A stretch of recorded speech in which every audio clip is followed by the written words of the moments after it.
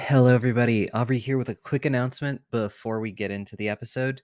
The finalists have been announced for the Audioverse Awards, and G&G is among them. So thank you for helping us to get there. But we do need your help one last time. If you can go to audioverse.net/vote once again to help us win. G&G itself is up for best ongoing improvised production. I am up for best director in an improvised production, and the entire cast individually is up for best player in an improvised production. So if you could go there and vote for us or any of our friends as well. Tales Yet Told is up for some really good stuff too. And let's hope we can win this. And I hope you enjoy this episode. See you all soon.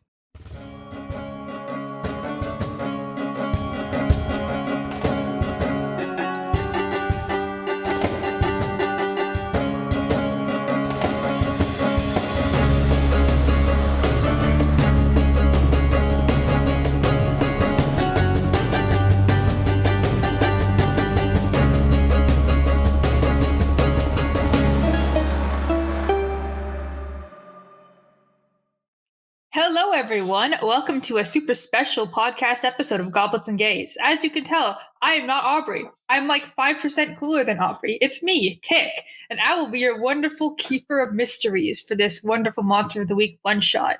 Before we get into things, though, why don't we meet our lovely, fantastic cast? They'll introduce their names, the name of their character, and let's keep a little bit of it a secret. If you want to tell your playbook, you can, but let's not say anything else yet. Alex, would you like to take the stage? Oh, why, yes, I would. So my name is Alex. Hello, everybody. I am the GM over on Four Corners Games podcast. If you like Pathfinder 1E with all the rules, including mythic rules, come check us out. We're quite the hoot. But in the meantime, I will be playing Jedediah Grimhold. He is the wronged, and he has been wronged. And I'll leave it at that. Fuck, dude, he sure has been. Now we'll move on to our wonderful usual DM, Aubrey. Hello, I'm Aubrey. I don't really need to say anything about myself because you probably know who I am. I'm on every single episode. And tonight I will be playing Stella O'Connell, who uses the Monstrous Playbook, and we both use she, her pronouns. Fantastic. Dusty, our wonderful friend, take it away. Hello, I am Dusty. I use he, they pronouns. I am cast of Bring Your Own Mech. Anima McGeary. Why am I forgetting everything else I'm a part of? I guest a lot on Goblets and Gays as well. And you can usually find me on Well Season Stories and the Twitter account for Well Season Stories. Oh, and I'm playing Chris Estrada, the expert. The expert expanse of the Dustyverse. And last but absolutely not least, Jess, take it away. Hi, I'm Jess. I use he, she, they pronouns. I'm a player on the Fantastic Worlds podcast, as well as lots of other stuff we do over there. And I will be playing Alette, who is the spooky. Ooh, spooky, spooky. So before we begin and enter into our wonderful game, does anyone have anything they need to shout out? I didn't say my pronouns. My apologies. I and my character both use he, him. I think Aubrey can edit any shout outs or any promos or anything into here. Yeah, I don't think this is actually going to air until March. Yeah, true. Eat vegetables. A little early, but eat them or else. Okay. I'll just keep sending Aubrey random promos for things constantly, even if they're not relevant. I'm going to the grocery store on Sunday. Check out my live tweeting of that. Four Corners Games podcast. You can meet me at the corner of 23rd and whatever, Aspen. I don't know. The grocery store near my house is a sale. Those are very Colorado sounding streets, so I have no doubt that I can easily find that corner, and I'm just going to stand there huffing back and forth. It's like, who wants some? Oh my god! I was trying to guess a Colorado-y street name. I'm glad Aspen was a got great one. Approval. Rock Avenue. I don't fucking know. That seems like a good one. There's probably a main street around somewhere because that just is like the default for people who are being lazy and naming streets. Of course, so many main streets. Main Street aside, which is where you're going to wake up now, let's get into the introduction real quick. I'm sorry, I love grocery stores as much as the next person, but I got the script open. So, with that said, good morning, everyone. You all wake up to a wonderful sunrise, actually. It's very pretty, very nice. You all look out your windows. It's a nice, suburban sprawl and everything. It's a sunny average day in the middle of August. You check outside, there's kids outside playing on lawns and in the park. The smell of early morning barbecue is starting to float through the air as people are prepping for the day. And the chatter of birds and squirrels shows this average Tuesday morning is in full swing. I can't wait to get out of here, kick back and relax. Seems like it's a nice day for that. How about you? Wake up, sleepyhead, shake off some of that sleep and climb out of bed. You can't really remember for the life of you who you are or many details about yourself or what your name is even, or what you're doing here in this home, but you do remember two really, really important things. You're friends with a group of people who are also in this house, very close friends actually, and the world is going to end at midnight tonight if you don't stop it. How? Well, figure that out yourself, buddy. I'm not going to tell you that. So, you all wake up, you roll out of bed. What would you like to do? So we actively don't remember our own names? Not at the moment, not in the rooms that you're in. Are we wearing normal clothes? Normal for us clothes? You're wearing clothes that would be typical to your character. So, Aubrey, your character is wearing, I believe, some punk rock type of clothes, some ripped jacket a little bit, nice jeans, a little dangly thing on, the jeans that have the dangles on them. Those dangly jeans. Dangly jeans. Jeans. They sure do dangle. Instead of Croc I charms, love it's my jean dangly charms. jeans. Yeah, they're the new hotness right now. Jedediah will roll out of bed. He has his boots on because he always sleeps in his boots, especially at a stranger's house. He's not very respectful of others. He'll grab his hat off of the bedpost. He'll put it just slightly askant on his head. He doesn't know why. He just knows that it makes him look cool, even though he doesn't really know who he is. He'll then, almost as a reflex, reach into his pocket to grab a cigarette. There won't be anything in there because he doesn't smoke because it kind of freaks him out a little. But he's used to doing it, and he just goes, "The hell am I? How did I get here? Why is this hat so cool?" Just kind of look around a bit. Are we all in the same room together? You all luckily have your own separate bedrooms. This is on the second floor. The first floor has a kitchen area, a bit of a living room to it if you'd like to go downstairs. So we're not in some giant, strange cuddle pile. Absolutely not. You all get your Not own today. rooms. I think Chris is gonna wake up and kind of with a start, just oh shit, what the fuck? How the? I need coffee. They're just gonna go to said kitchen apparently, and I don't know. They're wearing khakis and a button up, almost a Dickies shirt, short sleeve Dickies shirt, but not really. Of what shirt? Dickies is a brand of shirt. It's mostly a work shirt, but short sleeve. And then they're just gonna go to get some coffee, understanding the plight of what's happening, but also doesn't know where to start. Mm-hmm. I'll say, Jed and Chris, you two head downstairs, and you see each other. You know that you are supposed to know each other. And as you guys are kind of getting your coffee together, you notice that there's 4 phones on the desk. Bootleg, or I don't know how to say, an e-telephone. It has a screen on it. Can I change my entrance just a little bit? Because it doesn't sound very much like what I would do. Chris maybe would open his door, start walking out. Jed would kick his door open and action roll really badly into the hallway. And in a position that would actually not be advantageous. Maybe You're on your Chris back. Yeah, I'm on my back. And I see Chris and I go, there's more people in here. Wait, I seem to recognize your face. Follow me. And I'll start army crawling down the hallway and then down the stairs, stopping every so often, look left and right. Not really know where I'm going. I assume Chris gets fed up. I'm like, so like, Jedediah, that's you. What the fuck? It's Chris, right? I feel like deep down, that's your name. I don't know. All I know one thing and one thing only. I must kill. Sorry, the world will end. Yeah, no, you're Jedediah. Oh, that's and you are Chris, right? I guess. I'm pretty good with faces. I just excuse me, and they're gonna like kind of step over Jedediah as he's crawling down the stairs. Jedediah will stand up like in a half squat and look around, realize he's being ridiculous, and then follow Chris. All right, so you two descend to go make some coffee. And as mentioned, there are 4 e-telephones on the counter, but our lovely other 2 cast members. What are you two up to? Probably my question about like what I was wearing was simply is like, do I have like a wallet or something or anything in my pockets? I will say your phone is missing.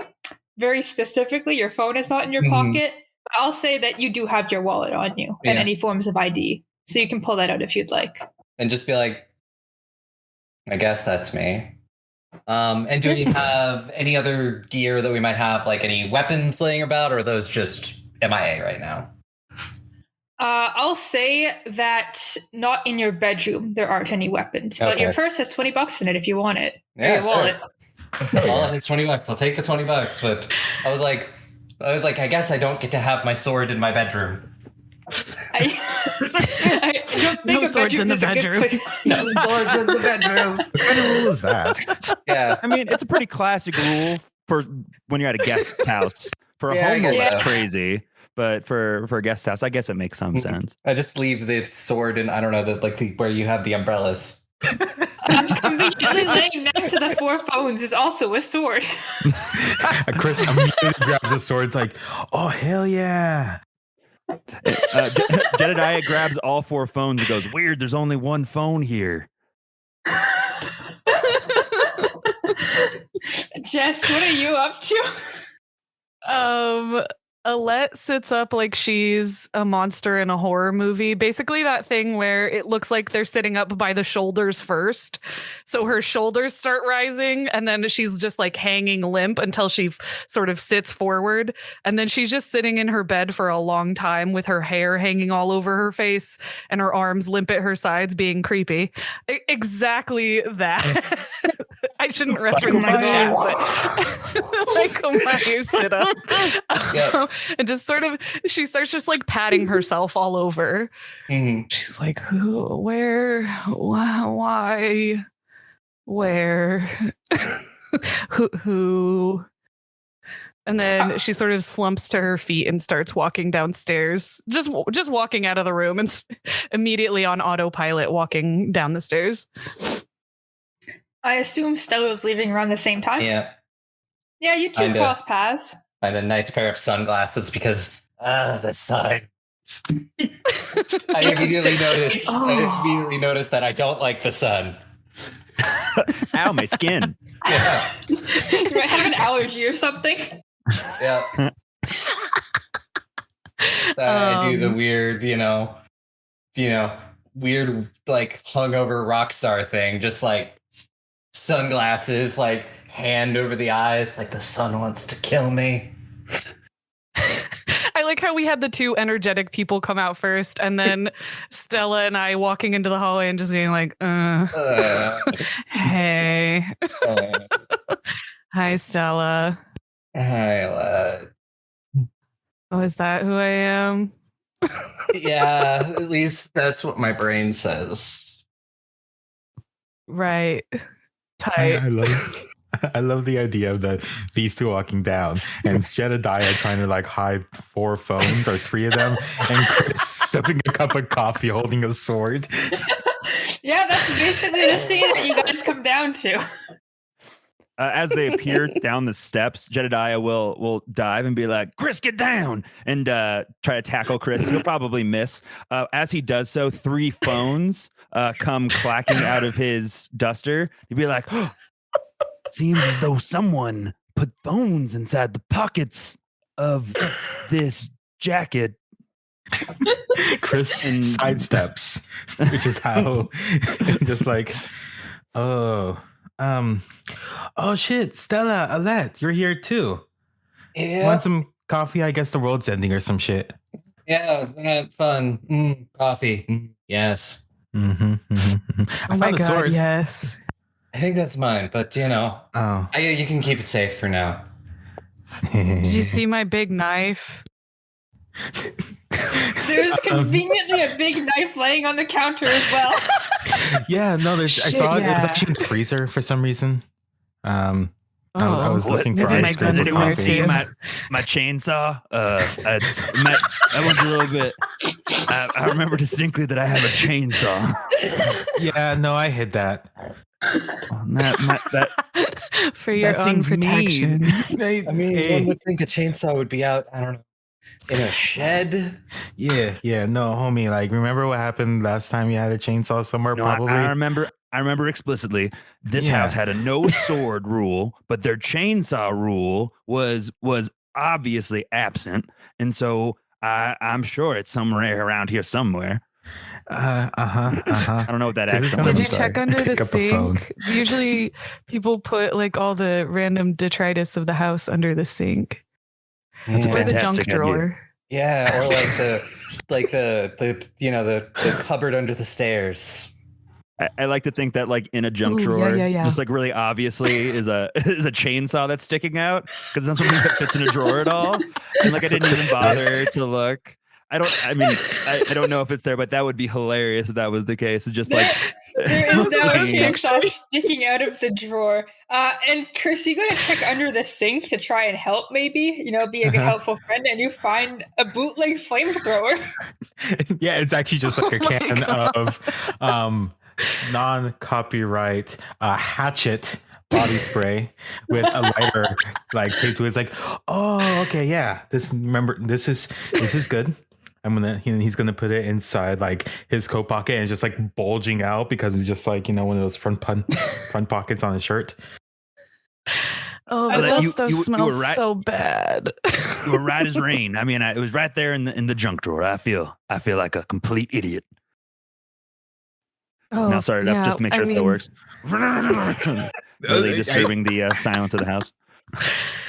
It's running great. Speaking it's of, just- are there windows? Can we see outside? There are windows. You can see outside just fine. The sunlight is teeming through them, and it's very warm to your skin. Unless you're a sellout. In that case, it's painful to the skin. Yeah, I'm sticking to places where sun isn't.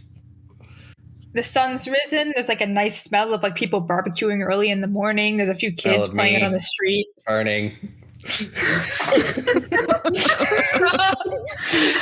Human barbecue. No, they're not barbecuing human. They're barbecuing like, I don't know. I'm pork and barbecue. beef. I'm just barbecuing. Hi, barbecue. I'm Chris. But yeah, you can see outside without any difficulty. It looks like you're in a suburb right now, and there's like a trail that goes to a park nearby, and you can see a bit more of like the city area if you drive out like 15 minutes north. Chris wants to like pick up one of the scattered phones. Is there Yeah. one specifically that looks like it belongs to Chris? Are these all just like 4 generic phones, have the same like wallpaper and lock code or whatever, or these are all our phones? They look like they would be your phones. One of them looks like it's covered in a really, really heavy duty case, but it still somehow has a dent in it. There's one that has like a nice punk rock like pattern on the phone It's case. just covered in stickers. Absolutely also covered in stickers. There's one that just has like a sticky note or two on it. It's generally, I don't actually know what Chris's would look like. I'm sorry. And It has a mini flamethrower on it now, I guess. You And just there's tape one- it to it. There's one that does look very like horror movie novelesque, so you could assume like all of these are adjacent enough to your phones. Yeah, the really pick one big up that is bulky you. one with the obvious dent clicks right into my belt holder for it. My fucking Oh my god. god, of course. Good. Of course. Well, this does look familiar. Yeah, Chris picks up the one that is actually the case. Actually, like you slide out the bottom, and it's actually just another lighter. Oh my god. Yeah, mine has like a huge crack in the screen that's never ever going to be fixed because it still sort of works. Works enough. And works You enough. cut your finger like know? whenever you like try to swipe the wrong direction. You're like, ow, damn it. Literally, yeah. There's like blood just trapped between the cracks. It's awful. And it's just like a black case. Totally plain. Cursed phone. Yeah, it glitches every time. While you're looking at it, it always is doing like not even like how it would for a phone. It looks like static on a TV. It occasionally just starts leaking water. Yeah, Samara comes out and I'm like, hey girl. I'll let your phone leak blood if you so desire it. There's just constant like Sometimes, inaudible yeah, for whispering sure. coming from it. Like it's just super ominous. just a ringtone. I just got a text. We've been trying to contact you about your current extended warranty. Oh no, it's going to expire. Not my warranty. So after we all find our very specific phones, is there anything I can find out from it? Yeah, Yeah. I'm also gonna unlock my phone and see like what are my most recent messages. I'll say you all open your phones without any difficulty. And it looks like a lot of the apps just won't seem to open, but you can get open two of them. One, the Photos app, and two, the Messenger app. You don't have any recent messages. You seem to have a message from someone, like you guys have been corresponding with someone called Willow, who seems to be a coworker of yours, question mark. Seems to be talking about this end of the world stuff and you going to investigate, I guess. Which I need to close the gift chat. Hold on. How dare you?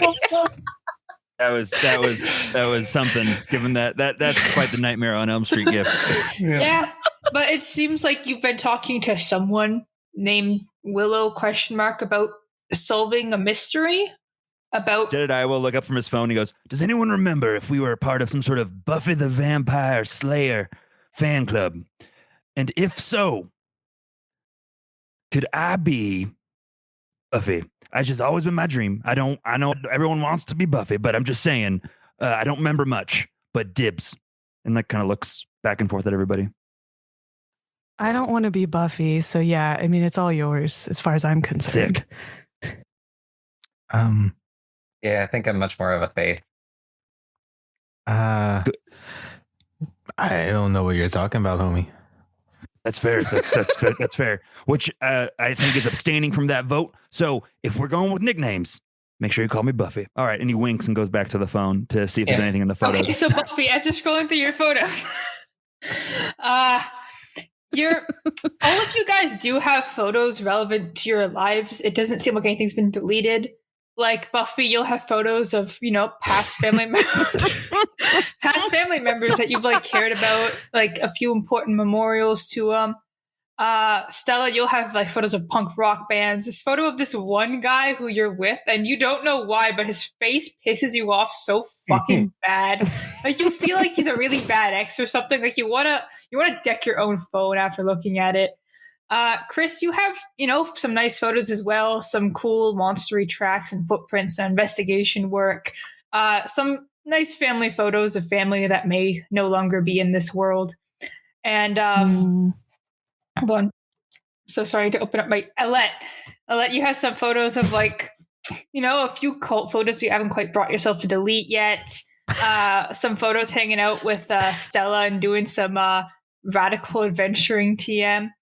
But all of you do have a folder on your phones for like photos that just says work photos. And they do generally have the same content. There's a few monsters.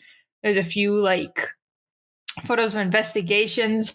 But there's a lot of photos of strange clocks.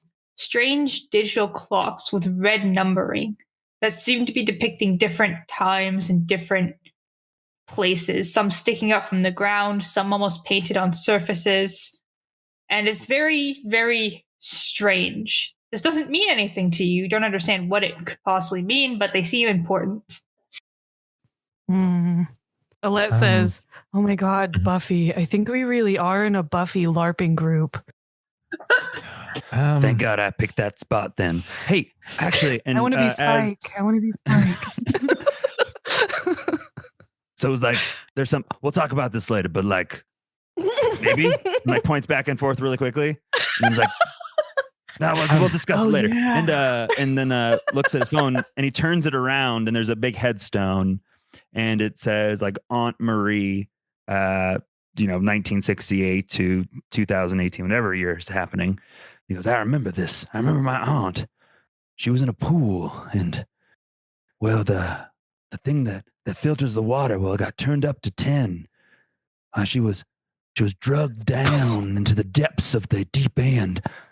Eventually, she was grabbed by the severe suctioning forces of the filtration system in it.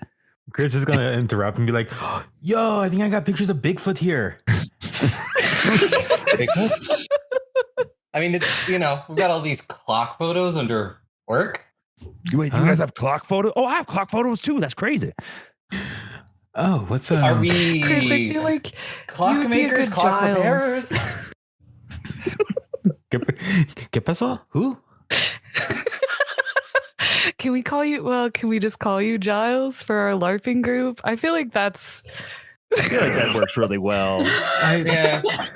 I feel like I usually do different kind of LARPs, but like Sabes que, sure, I'll be Giles. Is he rad? Very. He's definitely. He's like one of my faves. Yeah. Oh hell yeah! As you guys are planning your LARP-oriented crimes, when you get out of here, I guess. I will grab Chris by the collar and just go, Giles, what does it all mean? And look at the clock photos, begging for understanding. Can I try to understand the clock photos? Is there like a roll I could do? You investigate a mystery. Classic Giles. Can I help out? Actually, I don't think I'm particularly helpful, but I'm still going to try. Yeah, go for it. Ooh, well. Where's my cool? I just want to let you know, for Investigate Mystery, I got a 10. Ooh. I am a DM that is a very big fan of. If you roll a 12 plus, I'll just let you crit it, even though the mechanics say you're not supposed to. So like total of 10. Yeah, I'm just seeing like depending on how help out goes. Okay. Ooh. I don't know what my cool is. Hold on, sorry.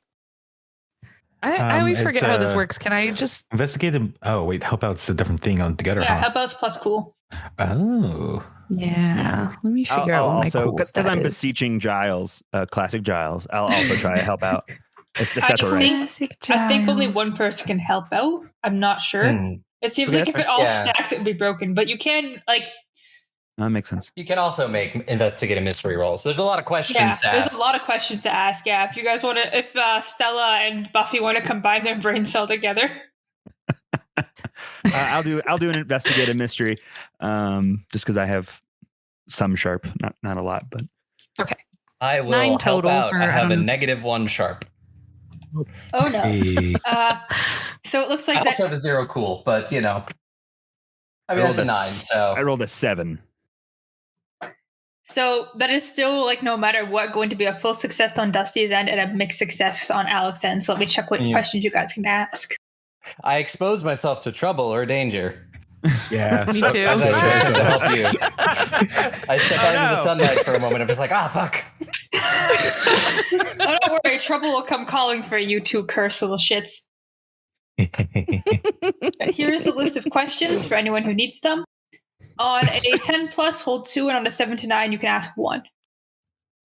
I'm sorry, I said the one that says, what sort of creature is it? And I just feel like Jedediah would point at the clocks and be like, what sort of creature is this?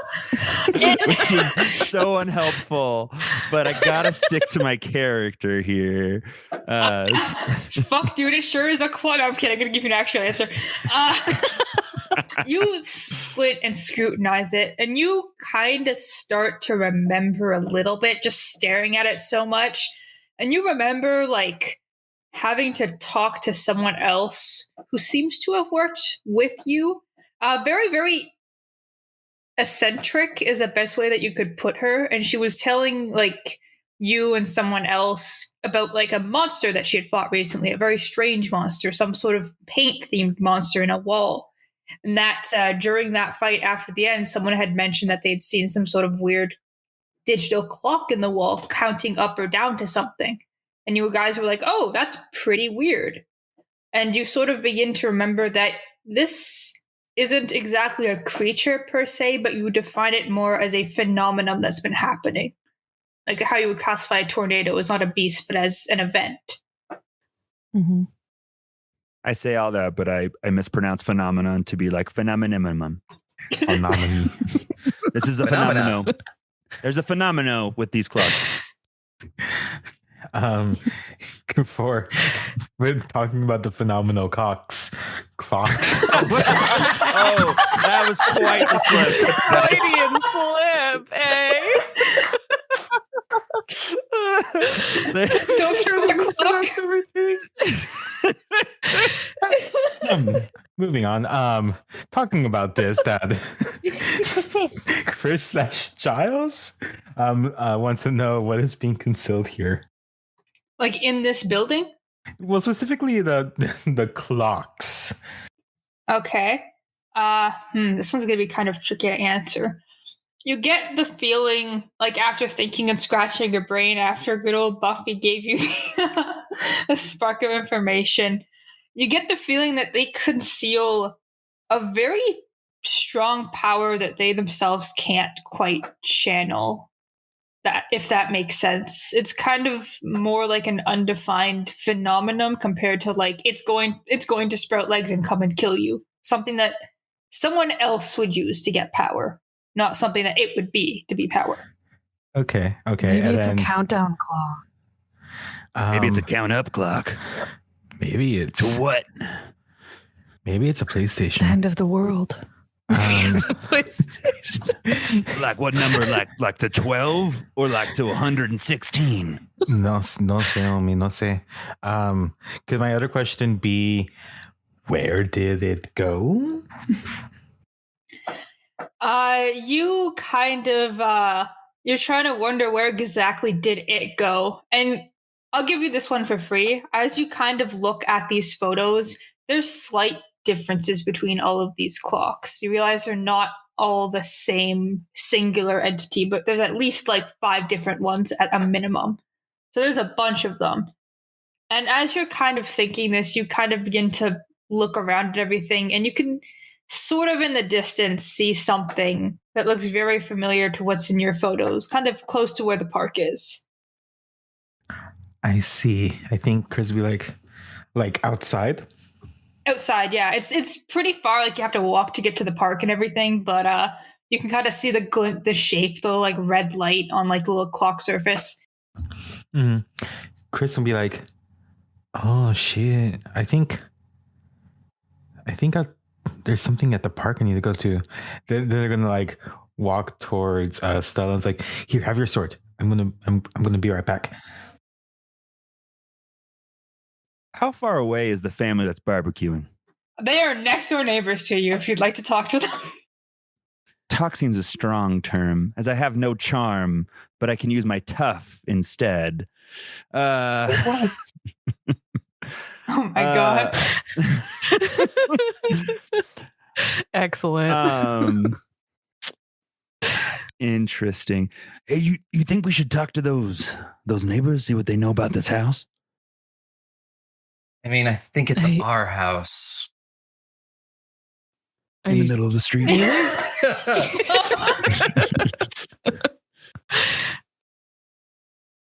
Maybe that would explain why the chainsaw was in the drunk drawer. No, junk drawer.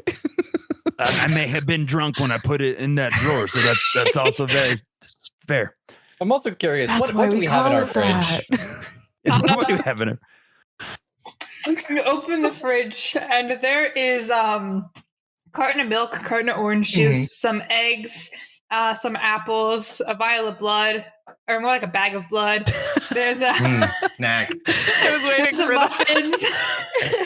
Jedediah goes, "Oh, good, my bag of muffin blood with is some still blood. there," and he grabs it and just like sticks a straw and starts drinking out of it. I love my blood. Some chicken nuggies. Chicken nuggies. There's now 2 bags of blood. Dinosaur chicken nugget.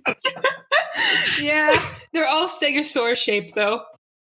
Because Chris I'm ate fine all the with T-Rexes. You bastard! Those are the best ones. Oh my god. What's between us and the neighbors? Like, is it a wooden fence? Is it a steel fence? It's an easily jumpable fence. What's the material though? Chain link. Wood, I'd say. Perfect. I will. Oh, no. I will exit with some fervor. Moving pretty quickly.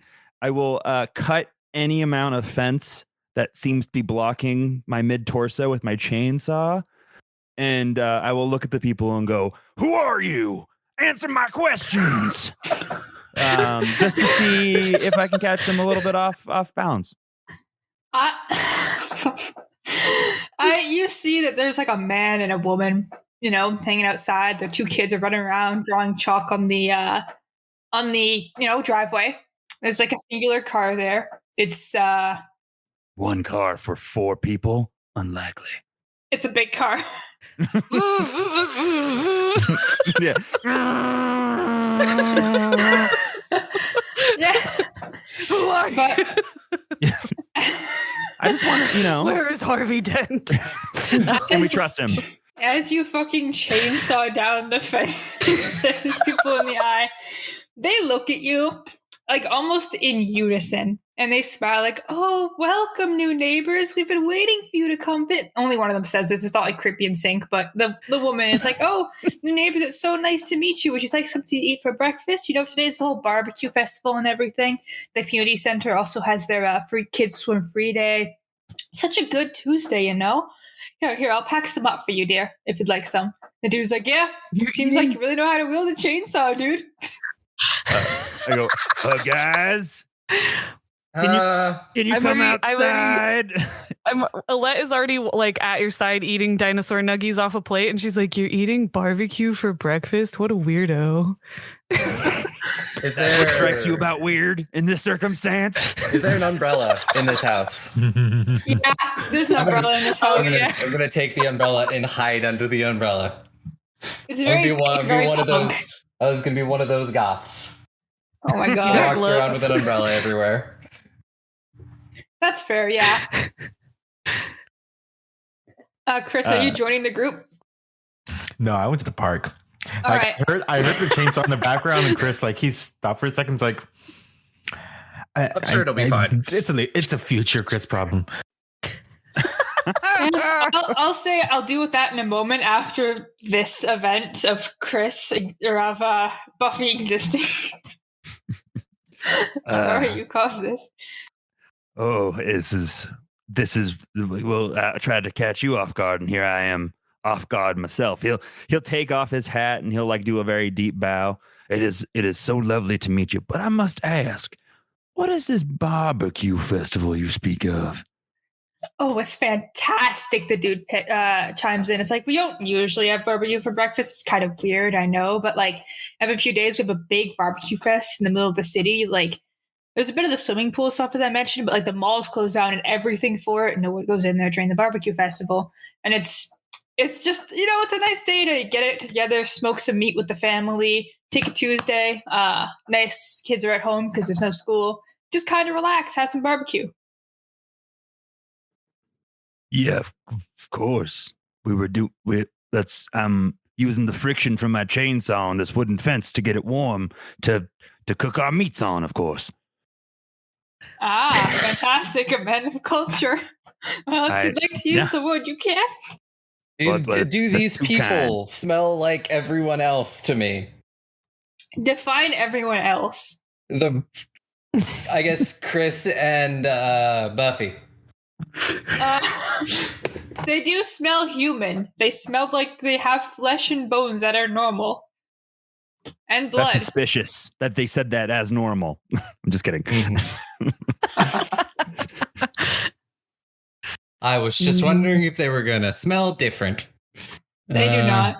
The woman has a lot of perfume on, and it's kind of like not the best perfume, but like you're not gonna judge him, you know? Well, you might judge him. I don't know. Hey, you seem like responsible people. Is it okay if I go talk to your kids? Make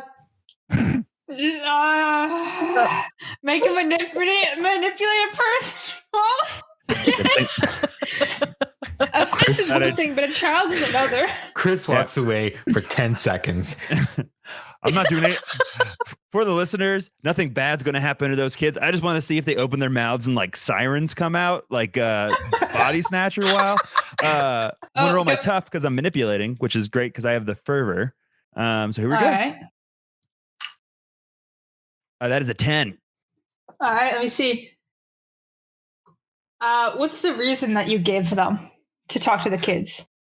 Well, it's barbecue day, of course, and all kids on barbecue day should be wished a good barbecue day to their face independently. With the chainsaw. Every Tuesday. With the chainsaw. I'll juggle my chainsaw poorly to entertain them. Sure, we see no problem with that whatsoever, they say.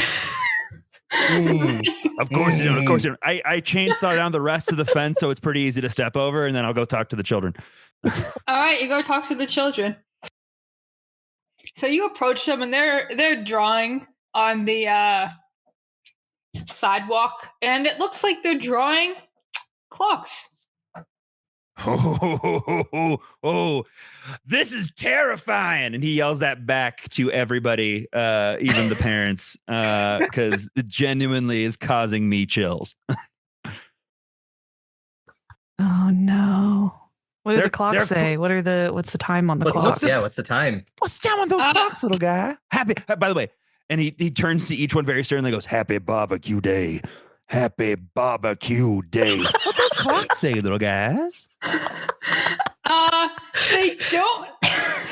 They don't seem to answer you because, as you can imagine, a very tall man with a chainsaw is not exactly someone that they want to talk to.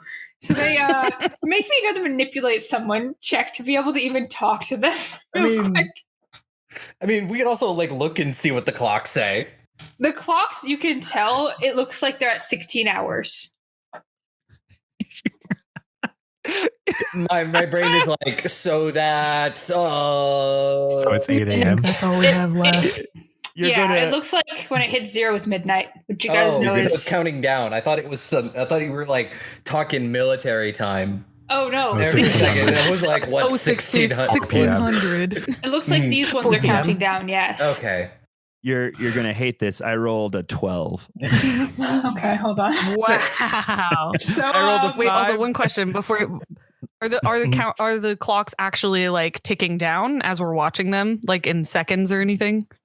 Not the ones on the like chalk. No, they just seem like The they're ones being on drawn. That, Okay. that would be terrifying. The I was one just in seeing the if they were park is magical. another story, but Oh, that's fair. That's fair. That would be such a mind fuck to watch like the chalk just like change shape constantly. Exactly. That's what I was. Ooh. Roll for sanity. Yeah, right. it's not yet, at least. Jedediah Emphasis might be on cool yet. with that, but Alex is out. But the kids both look at you with starry eyes after a moment. It's like, oh my gosh, is that a real chainsaw? That's so cool. Do you like cut meat for a living? Are you a butcher? Sure. Butcher, you know. Yep. Yeah, absolutely. Every day I walk into the butchery. That's where we work, as you know.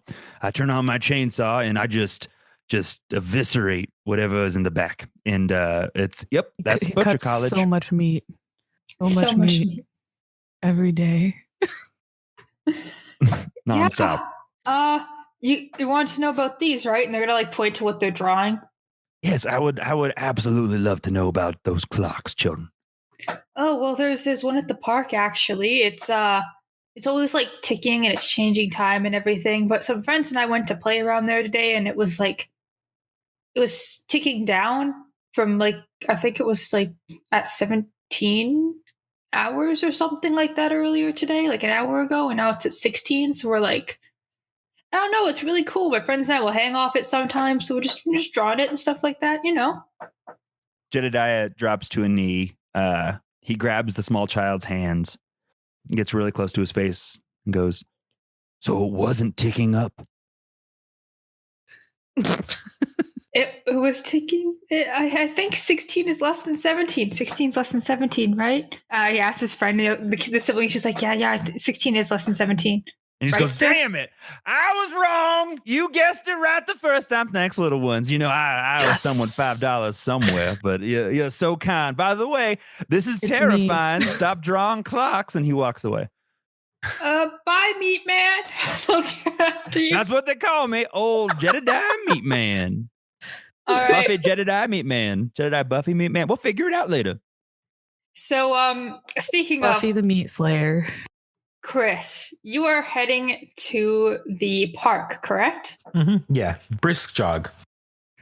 And you brisk jog over there, and after like a few minutes of avoiding the entire chaotic plot that went on just behind you, you reach the park. And it's pretty basic. There's like a swing set, a slide, and it looks like there's just, there's a few kids playing and everything like that. Well, it looks a little familiar, weirdly enough, but nothing that sticks out too bad right now. What, one of the kids look familiar? Yeah. Weird.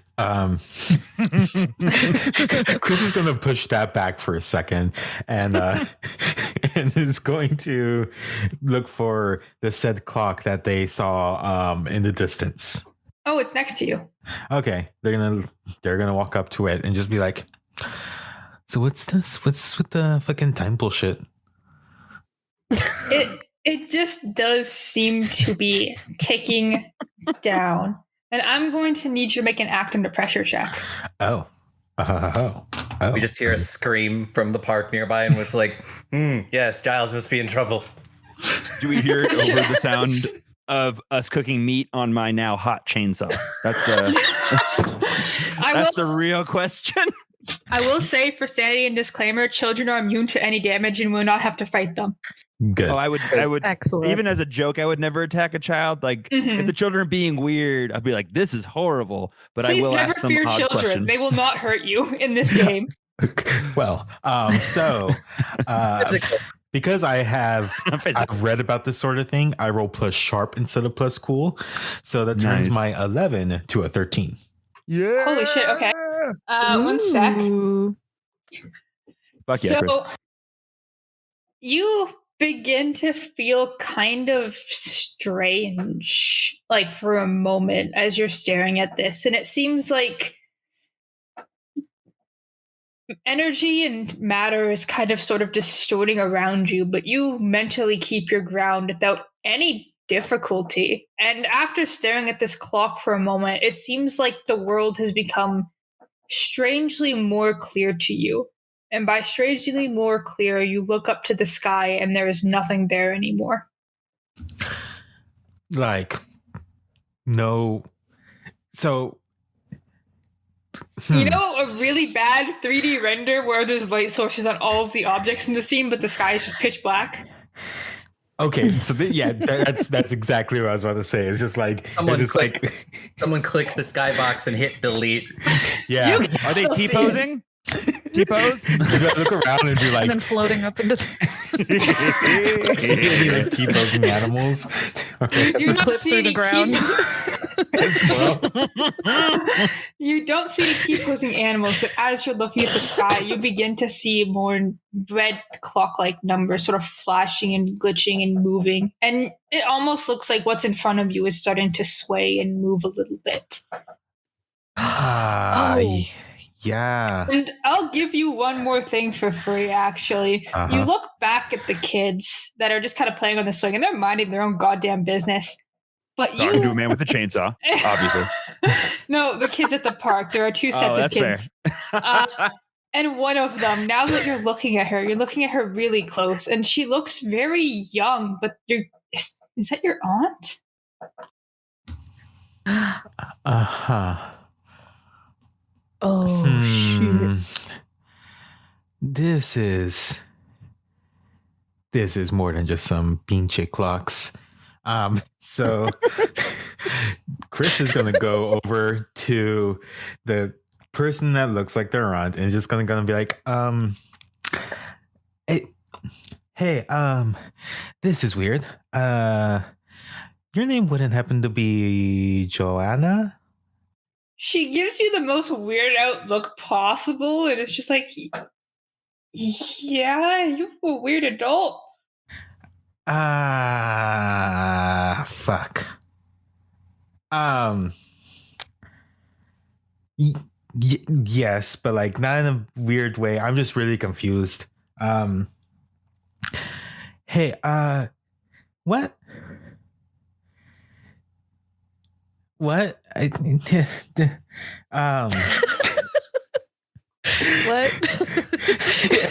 think Chris is just gonna like actually just like lost for words, just like say what a couple times, like just looking at the sky. And just, what? Looking at the sky, looking back down, just like I just, this is just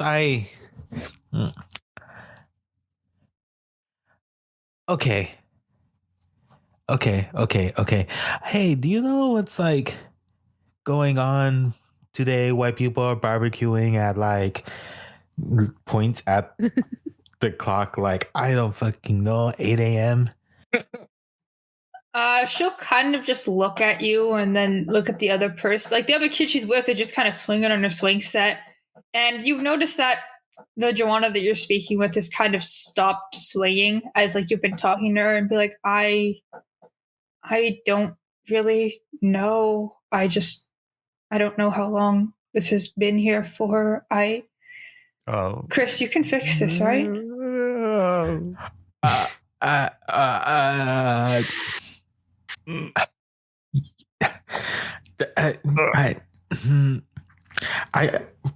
For just Chris's own sake, I'm gonna have Chris roll act under pressure.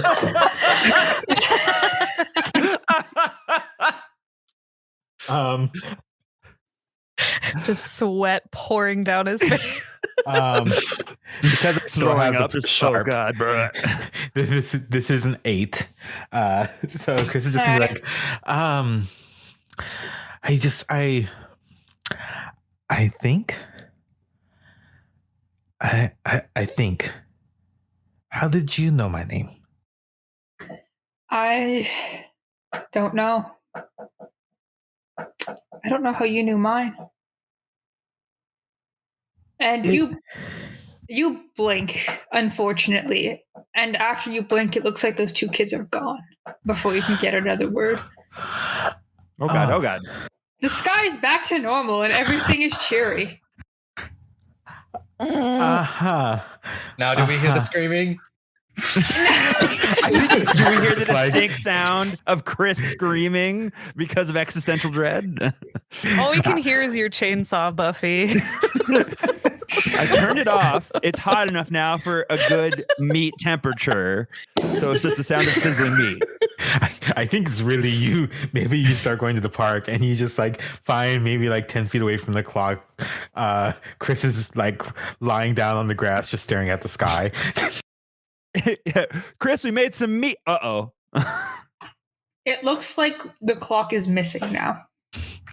Oh, okay. Great. Cool. Love that. Okay, I have an idea. It's kind of fucked up, but you know how sometimes I can like probe the enemy, if you want to put it that way.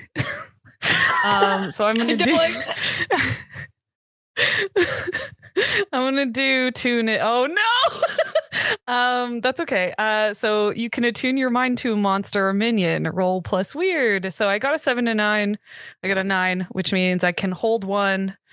Thankfully I didn't miss, but I hold 1 so I can ask you a question. Okay. Which question do I want to ask? I look at my character and I realize I'm absolutely useless outside of combat. Oh, don't worry, you'll fight shit. That's good. Uh-oh. All of my moves are like, do I want to fight or do I want to heal? Your alabaster skin is lovely as well. Like, Yeah. let's be honest. Okay.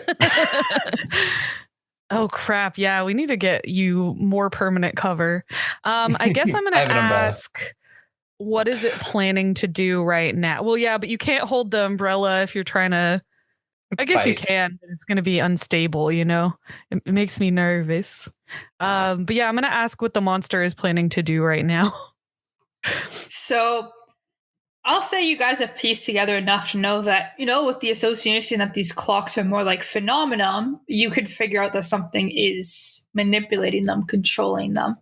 And you can judge that they've seemed to have done something to this town, this city. You don't quite know what, but you think at the end of the day, they're going to try to do something so big to get so much power or to destroy so much that it will be the end of the world. It's kind of hard to pinpoint right now, but judging from how this city has been, you're not sure if power or a sense of freedom might be what they're looking for. I should have asked where it is. Oh, yeah. I don't know why I didn't think of that. That would have been a much better question, but I only had one hold, Yeah. so. Oh, no. If you ever get to roll again, you can do that. I'll say I could do it again, but it feels like risky because I draw its attention if I roll badly. So I will say the next time I'll allow you to roll it is if you find another clock. okay, cool, perfect. Mhm. Thank you. So You think we should go where there's maybe more people? They did mention that place where there's swimming. As they're kind of getting near, Chris is gonna be like, I saw the sky disappear. We'll look up at the sky. it sure is there. Yeah. No, there was points at place where clock was, and like, yeah, I found the clock. Some spooky shit happened. The sky disappeared. I found my Dia as a child, and then she fucking disappeared. What? You okay, buddy? No. Time distortions. Jedediah will just like shake his head, just be like, classic Chris, what a weirdo, and then bite into his chainsaw cooked meat, and they'll start walking towards the town. Hey, GM, question. Yes. Is Chris's van nearby? I'll say, as you conveniently mentioned that, your van is just around the corner from the park. Yeah, I think Chris like sits up and just sees his van, and is just like, oh shit. Okay, wait, follow me. And they're gonna run to their old VW bus van, kept in very good condition. Mhm. But they're gonna open the back, and like, if you follow him, it's actually just like a makeshift like workstation, but there's like a wall of books on one side, and the other side's like a laptop and like some other shit. Just like, I will gladly get out of the sun for a bit. oh yeah, there's a is there a beanbag sick chair over wizard there. painted on the side? No, it's actually just really simple. It's a nice yellow with like an orange stripe through it. That's much rather classier. Rather Deadpool-y, and Jedediah will look around and goes, hang on, I have an idea. Hey, GM, is there my classic USAF Lockheed Martin F-22 Raptor around here somewhere? What? You know, my fighter jet, the one that I always have by my side, twin engine, all-weather stealth tactical fighter aircraft. Are you fucking Tony Stark? What is this? Actually, it's just a fucking like Hot Wheel. It's just a tiny Hot Wheel on the sidewalk, and it's like, perfect. And I pocket it. You see a kid run by and they have a model of that exact jet that you're talking about, but it's very tiny and they're playing with it. And I jump into the van and go, after that child with my jet. No, just kidding. Sorry, I had to try. It seemed fun. Everyone keeps asking for stuff and it keeps appearing. And to be fair, that isn't on my inventory list, so that would be insane. But Everything that's in your inventory will magically appear upon request is my general rule of thumb, because you should have it. Yeah, That's fair. You know, mine. This van is Chris's Haven and Lore Library. Absolutely. And my Lockheed Martin Ooh. F-22 Raptor twin engine all-weather stealth tactical fighter aircraft is mine. I'm just kidding. Wrong playbook. I actually want to investigate a mystery again, using like maybe all the stuff I have in this to see if I I could will find assist. anything. Yeah. Hey, That's a 9. I will continue to expose myself to danger, Ooh, aka ooh. sunlight. Uh-oh. Well, I got a 13 plus Aubrey's 1. Oh my I got God. a 14. okay, hold on. What's the Damn. crit? I think it's you can ask any questions. Yeah, you can ask me any 2 questions you want. I'll say. Yeah. Hell Do it. yeah. Nice. I want to see like because Chris is the expert and this is kind of like their thing, like if there's anything in either their work laptop, because it just happens to be there, or all the multiple books of just like depicting doomsday clocks or something like time distortion, that's anything similar to what's happened, like the sky disappearing and red numbers floating through there. Okay. Can you ask that as a question that's like a bit more specific, I guess, because that's a lot of information you asked for. Yeah. Could I find a book that's where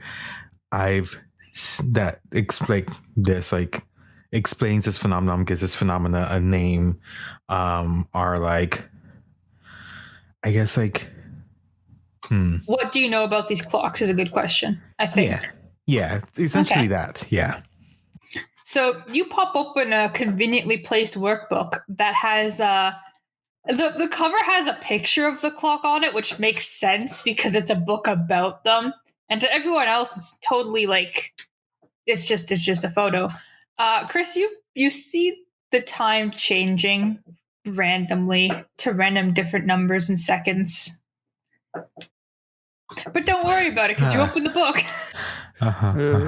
Just like And you start kind of flipping through it. And from what you can tell, it's rather incomplete. Not a lot is known about these. Like, you can tell that it can create, like, records of events are creating monsters out of nothing, out of emotions, as one record mentioned from some sort of a paint monster that was created.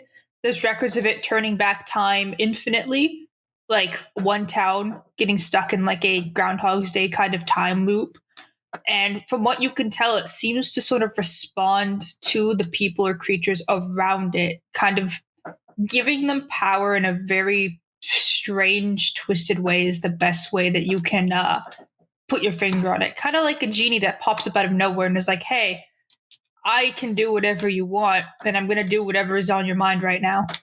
That's the best way people have sort of pinned down this phenomenon. There's many of them, but you're not quite sure too much past that. Okay.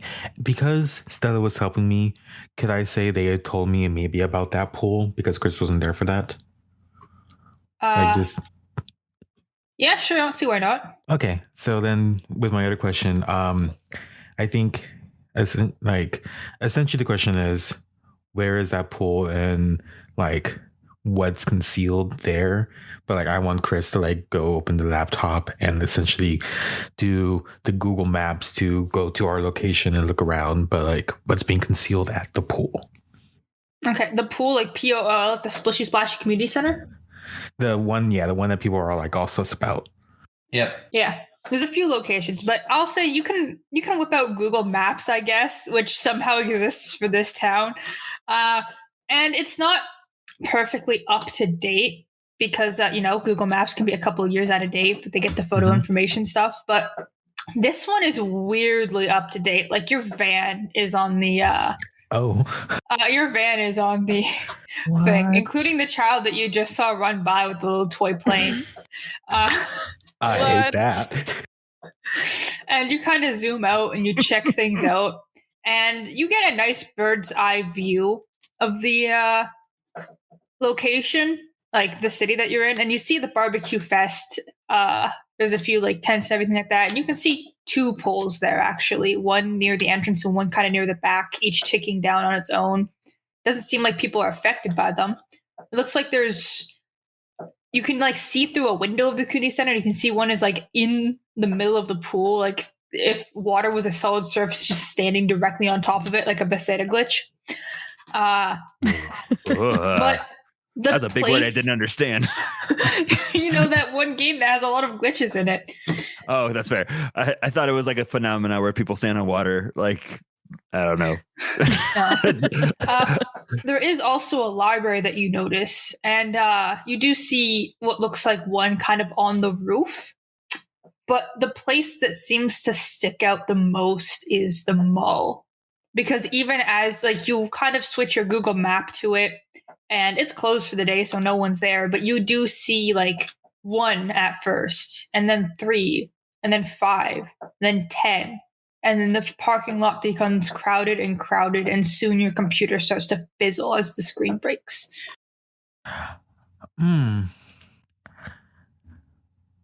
What the fuck is happening? It's not good. No, Insignificant. So to the mall. I guess. You know, Breaking and entering. You know. Yeah. The thing to do at 9 a.m. No, you're right. You're right. That's when no people's gonna expect it. Classic barbecue day things. I don't like barbecue day. Yeah, I don't either. This is terrifying. I don't even have my jet to comfort myself inside of. I mean, hey, maybe it's at the mall. You mean the Hot Wheel you always have in your pocket? I like what Stella's saying. You know what, Stella, whenever I talk to you, you remind me of someone I was once very close with. And he kind of waves it away. Well, anyways, let's go to the mall. Yeah, I think with that, Chris jumps in the driver's seat, I guess. You jump in the driver's seat, and you guys have been doing a lot of probing and everything like that into things, and you kind of get into the driver's seat. You look down to like spark the ignition, and you look back up, and you see one of them in front of your car. Clock? A clock? Yep, it is a clock pole. But the time seems to be moving rapidly. It doesn't seem like it's fixed or anything right now. And everyone in the car, I'm going to need you to make an act under pressure check. Act under pressure is cool. Cool. Not very cool. I think that's an 8. Okay. That's a 5. That's a... This may be a good point. GM, how many luck points do we have for this one shot? I'll say you have full luck points. Oh. I'm going to use my luck point. I'm going to use my luck point. That makes me more upset. You didn't use a luck point? Yeah, I'm using a luck point for sure. A 5. Oh my god, I don't want to explode. I got an 11. Okay, so who got a mixed success? I did. Okay, Jess, what about you? You know what? I'm going to use a luck point too. I'm still got a 5 to you. Oh my god. 5s for lives, yeah. The 5s won't let you have lives. But damn. For everyone who succeeds, you begin to have the sky disappears again, and you sort of see red numbers kind of dripping from the sky. It's actually really creepy. It's like the shape in front of you begins to grow and swell. Stella, you begin to see this as well, but it begins to hurt your brain as you begin to think that something about everything is very wrong. And you're going to take 1 harm real quick for me on a mix. I'm gonna roll to use magic. When I see you randomly start bleeding blood, I'm gonna be like, oh my god, Stella, and then I'm gonna try and heal you with magic. All right, I guess you are technically entering a form of combat, as what you see disappears. The clock part disappears at least, but something else appears. Something sort of digs its way out of the dirt where it was, and you see a sort of rock-like, plant-like monster sort of appear, sort of glowing with a red energy. And now you get to fight. You've been healed, by the way. I rolled an 11. Thank you. Fantastic. Who would like to go first? I would like to go first. We're all still in the car, right? You are in the car. You can try gunning it if you would like to. Always the best option. I was going to suggest, like, if I'm in the car, can we just like fucking drive? Chris may or may not have a history of being good to run things over in this van. You can notice that this did come out of the ground. It looks very rooted into it. So it's like a car versus object that might not easily move to car. So, Our car like, versus driving train. away. Yeah. There's also the you underestimate our desire to run away. Jedi only has one question and one question alone. Is it made of wood? It has plant-like elements to it, yeah. It's like a mix of rock and wood. You could. He will open the door. Before he acts, he will see if we should drive away. Not just to be, I don't want to die immediately. I would like to die. I think Chris is just like sees the opening door and just like, well, you better fucking hold on. And I want to drive away, drive the fuck away, go far away from here, please. We ran so far away. And Jedediah will scream, "Plan ass bitch," as like we like scream by it. Make me a driving check, which I guess is act under pressure again. I was gonna say, yeah. Chris is like, don't worry, I read about this sort of thing. Oh my god, my dice love me tonight. They're never this nice to a monster of the week. That's another 11. So you managed to success. You've realized, yeah, I'm a head out, and you start to drive away, and it doesn't manage to grab you at first, but you do hear rumbling from behind you as the ground begins to fissure and split with more plant and wood like vines, and it's trying to catch up to you. Is there only the door on the side, or is there also like the door on the back? There's 100% like the back door. Yeah. Okay, so it's going to open that and pull out the sword. Just in case anything tries. It should go slashy slash. All right. So I believe that is everyone action, so I get to do something. Something is eat chocolate chips, apparently. 1 sec. You crit. You eat a lot of chocolate chips. I do. But it is kind of weaving and digging through the dirt.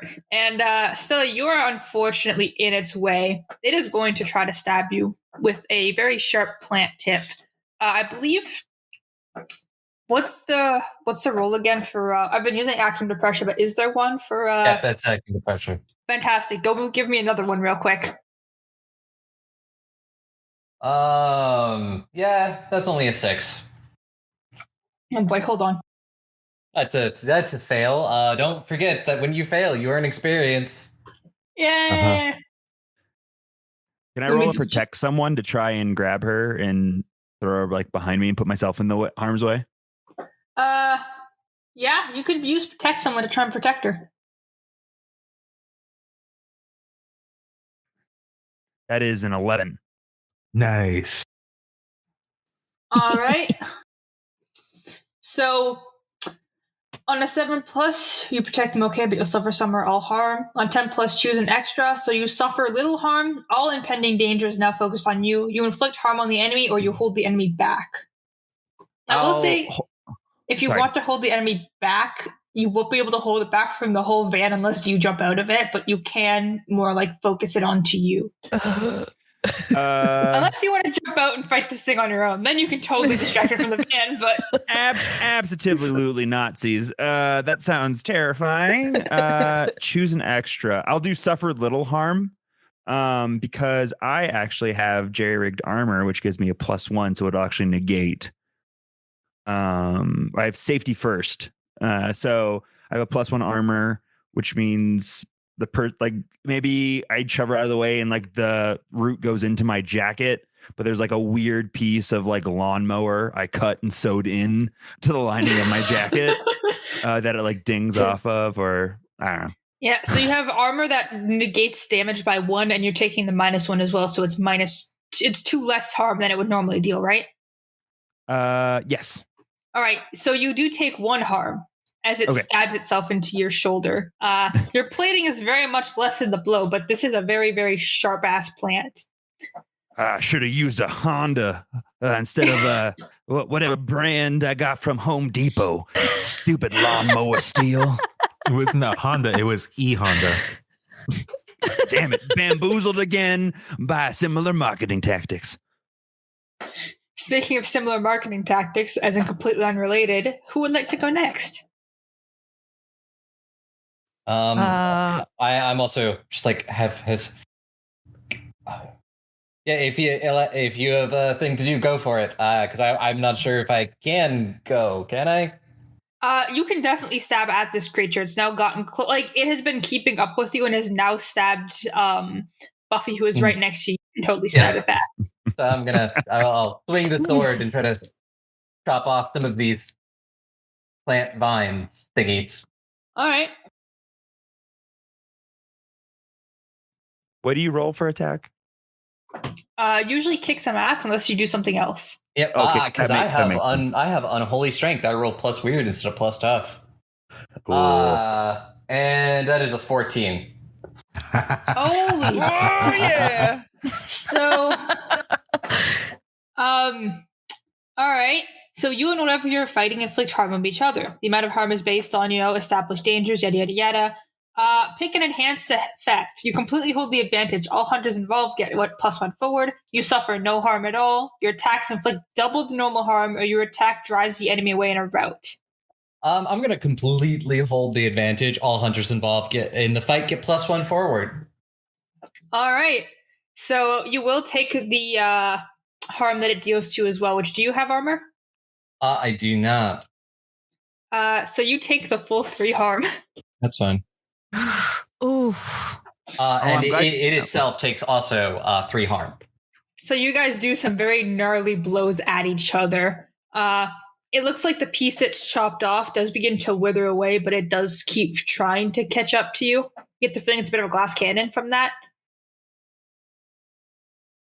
Okay.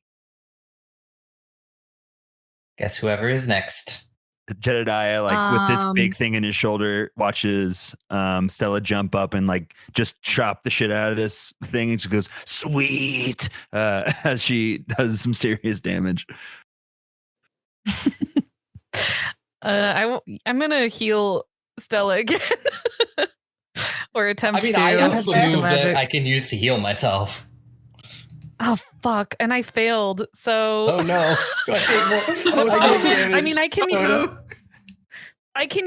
can use luck again. The problem is that when I do eventually use magic later for damage things, it starts to get a little scary. But oh well. You know what? I'm gonna do that because I don't want to hurt you more. So. Aren't you also a spooky? I am indeed. Good and to my know. tags are violence, rage, and poor impulse control for your reference. Oh no. Oh no. Oh no. You'll just hear the slightest words escape Jedediah's lips when he goes, "One shot, yeet it," as you unload. All right, so are you healing or are you damaging? Oh, I'm healing. I thought if I used luck, it just made it so I didn't take any harm. It didn't actually make it a 12 effectively. I don't know why I thought that. Anyways, so yeah, I use my luck and I will heal Stella. Yeah. Besties. On a 12 plus, the keeper will offer you some added benefit. Do I get that from a luck still, or? Absolutely, you do. Okay. So let me see. What type of added benefit would you like? Oh shit, I don't know. I have no idea. Maybe that I also can like I do some healing and then also can do like a little bit of harm to the monster simultaneously or something. I don't know. I'll say you managed to stitch up Stella really well, like really, really well. Like That's even better. like How much do I heal? I'll let you heal up to 3, and I'll say your next attack gets an extra +1, other than the +1 forward. You've injected her with steroids a little bit. Awesome, thank you. In attempt to get away, could Chris pull off some maneuvers to drive faster? I thought you were gonna be like this secret NOS that you have installed in the van. It's more like He goes family and then hits the NOS button. it's more like Chris could be like, okay, hold on again, and wants to Tokyo drift. The secret flamethrower is what I thought you were gonna hit. No, I was like, I'm thinking about it, but it's like, well, if I'm able to like drift, then like, you know, turn a sharp corner and move out of the way faster. I don't know, maybe I could like get this tree thing to hit a passing by car. I don't know if anything else is driving or what. I'll say, for the sake of sanity, there is totally an innocent car passing, and there's no children in it. Oh, Good, thank God. good. Yeah. So like, Chris wants to Tokyo drift, so the plan thing, he collides with the car. All right, make me an act under pressure check. Family. 1/4 mile at a time. That's a 10. Yeah, So- family. The power of family, you managed to pull off the maneuver, and this creature it's got its momentum, it's gotten going, and you Tokyo drift and just do a quick 180, and this thing sort of crashes into the other car, but like it shakes itself off almost, like it looks very injured from like running into a car. But you can hear from the car, the guy says, "I'm okay," as you drive off and book it. Oh, okay. This thing clearly has no family. I have a family, the guy says to the car. We're talking about I mean, the tree monster, not that guy. And that guy probably does, but the tree monster, I would say, is I familyless. have a wife and kids, says the tree monster from the background as it dissipates. Oh, maybe we should like rethink our actions. No, I think we're good. No. What the fuck is happening? I don't even know anymore. The end of the world. So, are you guys heading to the mall still? Yeah, and Yeah. I think on the way, Chris turns on the radio and Despacito starts playing. Oh, Despacito doesn't start playing. Oh, The radio turns on, all right. And the sort of display on it kind of turns red as a familiar. Oh, no. And you hear a voice come from it. Oh, it's you. Hello. I don't know this station. Different stations. It's not a station. This is my the town. talk- What? You're What? going to listen No, now. I know this one. Oh, okay. Is it Floyd? This is Oh, no, not. that's another brick in the wall. Hmm. You know you're going to die soon, and this is all you can do is joke about it. I mean, joke's on you. I already died once. Oh, Boom. you know I I'm don't mean it like that. Just like my best friend Stella. She Yes. died once. I miss her so. Try to live Hey, again. hang on one second. Hey, spooky voice. Happy barbecue day. And he like kind of raises his eyebrows, expecting a response. Thinking that like he really has one up on them. Huh? It sure Barbecue is day? barbecue day. I like barbecue. I don't know what you're saying here. See, even in incorporeal form, barbecue's still pretty good. Good to know. Listen, are you all really trying to stop me? Are you Yeah. the clock person that's making shit all fucky? I guess you could put it like that, but Don't you know How that else like would you clock put it? making That's is a the dead best art? way to put it. you know that's not what this is, Stella. You know it's not. And if I mean- anything, so you go first, Stella. I mean, I would sounds like, I mean. Do I? We don't know anything. I don't know why you think we actually know shit. Hang on. Thank you. I have an idea. My name's Jedediah. What's yours? And he'll reach out his hand to the radio, even though it doesn't have a hand. Oh, I was never given a name. I was only made like a day ago. You think they gave me a name? Who is they, He's- friend? You Listen. seem like a Joe. I'm gonna call you Aubrey Plaza because that sounds like a nice name for a random voice in a radio. Oh, not Aubrey. I hate that name. I was gonna go Steve. I'll call you Steve Buscemi because that's a Listen, nice voice Steve. for a voice in the name of the radio. Listen, I'm trying to help you. Please take this seriously. I'm on your side here. Sorry, we're like Wait, what do you existential mean? dread. We joke to tear away the pain and horror. I Sorry. got stabbed by a tree. It's been a day. Go ahead, Steve Buscemi. Yeah, I know. I'm the one that stabbed you with the tree. You're Uncool, Steve. listen. Why don't we have a nice civil discussion and talk? I'm sure we can come to an understanding and agreement. You're all quite like me in a way. You guys deserve better than this. You deserve way better than this. Yeah, I mean, barbecue day, really? Not the You sound like barbecue really day. uppity. I don't like using this word, but you sound really uppity. But I mean, where are we meeting you, strange Sorry, that's so disembodied rude of me. voice? You know what? The end of the world is supposed to be at midnight tonight, right? Uh-huh. Yeah, you're doing that? Oh, I'm still doing that. Yes, I can just forward the clock forward a little bit more. No, that's And- rude. Wait, but It's wait. kind of rude. Yeah, it's kind of rude. Yeah, can't we talk before that? You guys already see, like, you see the sun rapidly moving across the sky, and it stops at sunset. As you ask for like to talk before it, be like, I guess we can talk. Steve, come on, man. I'm not Steve. Well, you don't have a name, and we gotta give you a name. No, you don't. No, it's Yeah, fine. we do. We gotta know who we're mad at. It's pretty common human parlance to assign labels to individuals for quick reference and honestly for emotional connection. It's nothing personal, but if we can't call you anything, well, then it's a little tough to get close to you, Steve.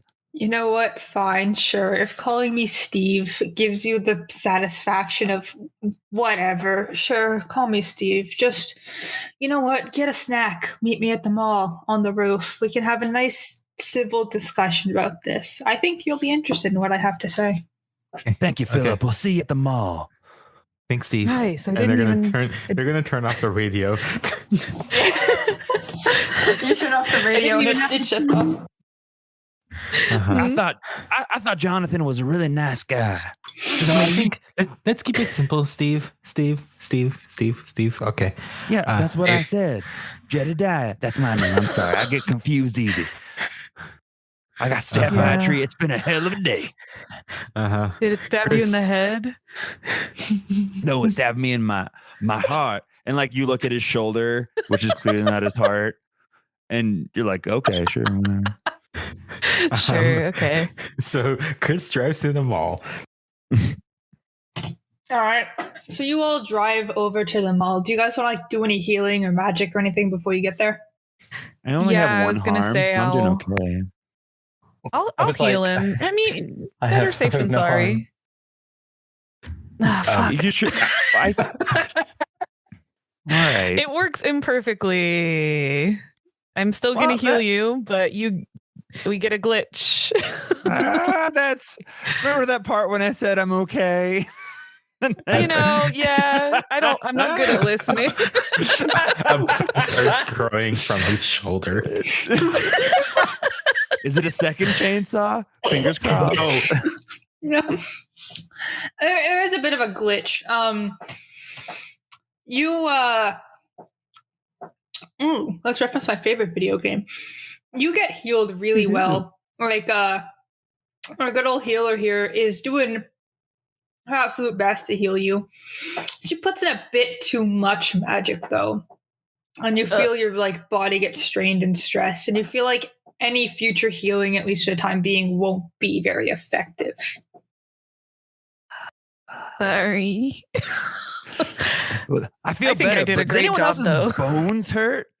My bones just really hurt. Like all of them. It's you have arthritis, and also that's just the magic jangs. Don't worry Does about anyone it. does anyone have any Bayer aspirin for my bone pain? Yeah, there's a beanbag. You could sit down and it'll be comfortable. This does make my Rest your bones feel bones. less painful. Chris, as always, you are a delight and a font of wisdom. Chris is like driving, but they're like already so drained from the day. This guy turned back twice. They saw their Dia, but as like a 10-year-old, and she disappeared. There's fucking plant monsters. Yeah. And then Steve came from the radio. Sped up the day, made it sunset suddenly. That's like, can you imagine just watching the sun just whisk through the sky so Lord. quickly? That is And we all awful. just joked about it. Yeah, we missed all of barbecue day, by the way. Yeah. If you want- We missed all of barbecue day. No. The real victim. Steve was self-conscious that you guys are criticizing barbecue day, so they just skipped the whole thing. We'll never get this one back. That's another one in the books. Shit, man. You never forget your first barbecue day. You never forget because you never get one. So I Ours guess is really unforgettable. Are we at the roof yet? I'll say you guys are pulling up to the mall, and you see an ominous sight ahead of you. The sky is certainly a sky as sky as it could be. It looks like there's something floating. There's something floating over the mall, something like a bundle of magic with numbers scrawled onto it and etched into it, glowing a dangerous red. You see those clocks sort of swaying in the parking lot. There's a lot of them, but it doesn't seem like they'll be hostile to you right now. And you do see some people. Like you managed to park and there's like a wave of people kind of watching everything, and they seem giddy, happy, like chanting for something, like something good's gonna happen. I know it. Something big's gonna happen. I know it. Steve. They did not say Steve. Barbecue day. Barbecue day. Oh shit, are those my followers? They're they not know your I was followers. coming? Oh no. They are chanting for what's in the mall, and they like once you park your car, they seem to like separate for you like a wave, and they all look over to you, and in unison they do say, "Oh, they're waiting for you." I hate everything about this. Just like, everything. I'm not gonna lie, it's kind of cool IMO, but also I don't like it. Yeah. I don't want the world to end though. I hate to be that guy. My bones Yes. still really hurt though. I know we have to go inside this mall, but I told you like, I diagnosed you with arthritis. as long as it's not bonitis, I guess we're all right. All Just right. keep bone hurting juice. My bone hurting just bone apple teeth. Let's do this. What do you think was in the coffee? Bone juice. Could Chris grab like the thickest book he has in this van? Like, I don't know, maybe he has like a old encyclopedia or something. I'll say you grab a book and you look at it, and it seems like it's the book about. It's like a case file, actually. It's pretty heavy, about someone who got killed in a town just like this. Chris like was looking for something else, and then like their eye catch this like this is okay. And then they're just like open it up and like like flip through it really quick. So you begin to flip through it, and you do see, like, the first thing that sticks out to you is a series of those, like, clock images as usual. Some photos, some that you seem to be moving at this point, nothing too new at this point.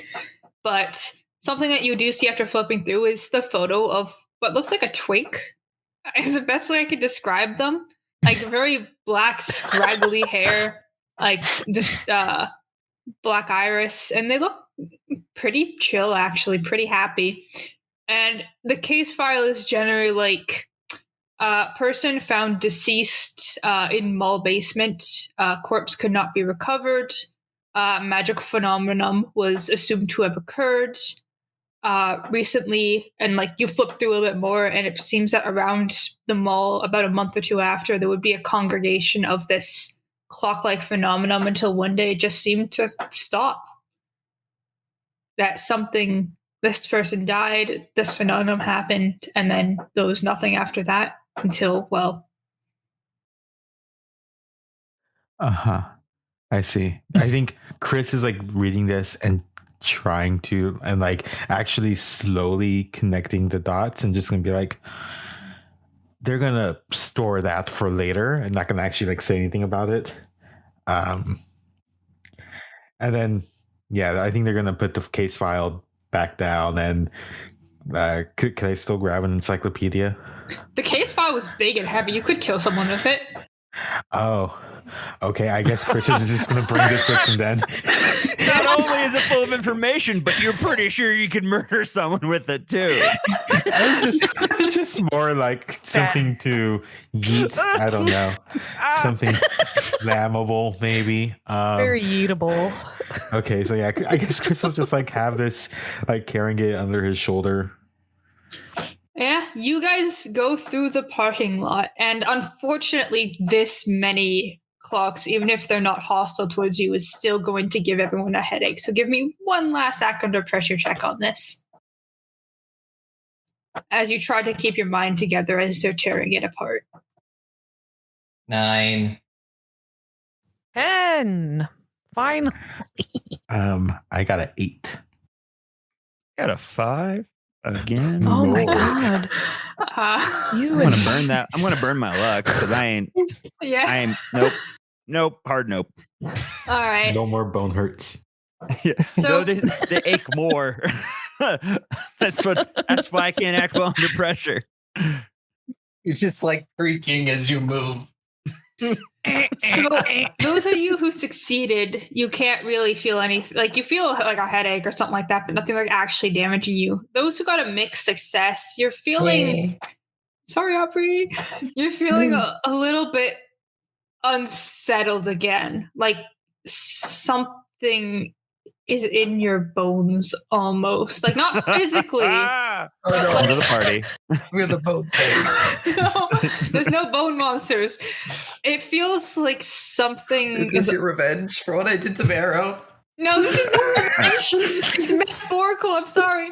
But it does feel like something is watching you and pulling at you a bit. And you're like kind of starting to feel a little heavy. It feels unfortunate, strange, surreal. Do I take any harm? You do not, but this will come Alright. into play later. Oh, okay. That's also Chris as well, just saying.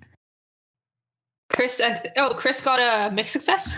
Yeah, I got an 8 total. Yeah, you also feel a similar phenomenon. And you, Chris, specifically in the back of your head, you kind of start to get this thought, like, why did that happen to my aunt? You start to question that a little bit as you all head into the mall. And you actually don't have to go too far. This person seems very eager to greet you. There's a table set up, like a fucking fold-out table. There's a few muffins on it and snacks, some croissants. Looks like there's only a few clocks in here. They're trying to make this very closed. Are there any bear claws? There are definitely some bear claws on the table now. As you think of it, Fucking it simply sick. appears. Nice glass of blood. Yeah, if you think about it as a food object, it will just appear for you, honestly, at this point. This person's really trying to appease to you. And there are some chairs. And At the front of the desk, you see Chris. You know this person because you just saw him in the case file about how they died. A scraggly person. No, really messy hair. They look very tired, and it looks like the left half of their face is no longer a face. It looks like it extends out into a sort of clock face, merged together. And the pole of it kind of wraps down their shoulder over their left arm and is kind of combined with them, it looks like. Whatever they were was human, but not anymore. And they kind of wave to you with a little smile. The face of the clock kind of spasming out and trying to form an eye to try and look somewhat nice to you all. You're like, oh, hi, come take a seat. You want snacks or something? Do you still eat? Who are you?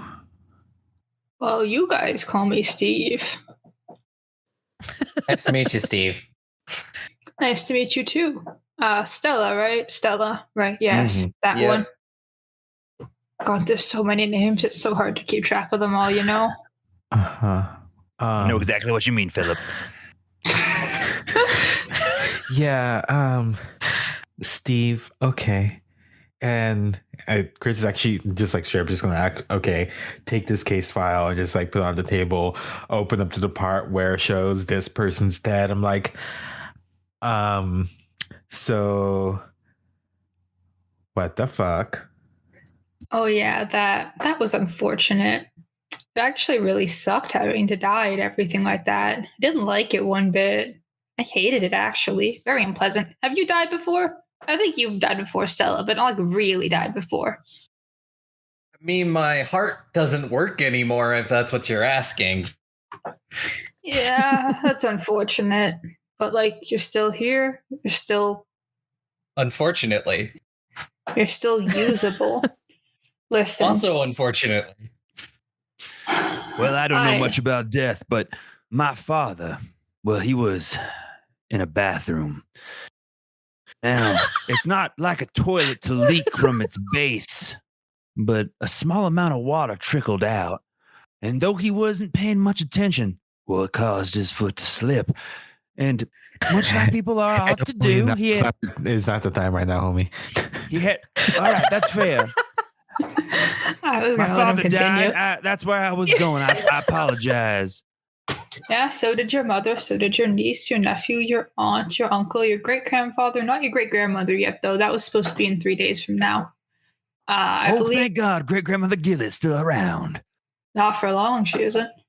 Oh, that makes sense. She's 176, which is a Guinness Book of World Record age. It's terrifying to meet with her. So if anything, it's a little bit of a burden off my shoulders. Not to doubt my elders, but when she moves, her bones crack so loud it is deafening. She has bone-hurting disease. Oh, see, I told you it runs in your family. Must be genetic. I didn't do anything. Like you evoke the X gene in me, but it's the worst X gene. Some people get laser eyes. I get bone hurt disease. Listen, okay, all of you, come here. You're different than everyone else in this world, at least for most of the people. I've seen some of them. Some of them I could talk to, some of them that stuck out, but you all could, I think. Just hear me out. Take a seat. I don't want to fight. Chris will begrudgingly sit down, and they kind of like sit down and then very like in one motion grab a croissant and start eating it, but like still like giving the person formerly known as Steve like dagger eyes. Everyone else sit. I'm staying standing as I sit because of my bones. I will flip the chair around and sit backwards. Like a gay. Howdy, fellow kids. Hello, fellow homosexuals. How do you do? Let me tell you about drug use. Alette It's is not wearing cool. really short. And while I do some basketball free throws. No, Alette is gonna stand because they're like cold plastic chairs, I imagine, and she's wearing really short shorts. So Oh yeah, sorry about that. And you look back and the chair is like cushioned now. I want to read a bad situation. Read a bad situation. Trusty. Go for it. Hey, I got a 10. All right, hold 3. Awesome. Okay, so are there any dangers we haven't noticed? Outside of the fact that this guy is incredibly fucking powerful beyond your imagination, no. Okay, because I just feel like when I sit down, the chair is going to eat me or something. You can tell right now he's being very hospitable to you, but he is very much the biggest danger in this room. Okay. What's my best way out?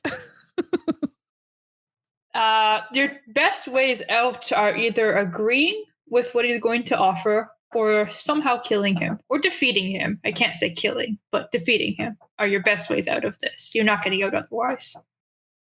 Okay. So, and then I guess, I mean, this is probably, I know the answer, but I'll ask anyways to confirm what's most vulnerable to me.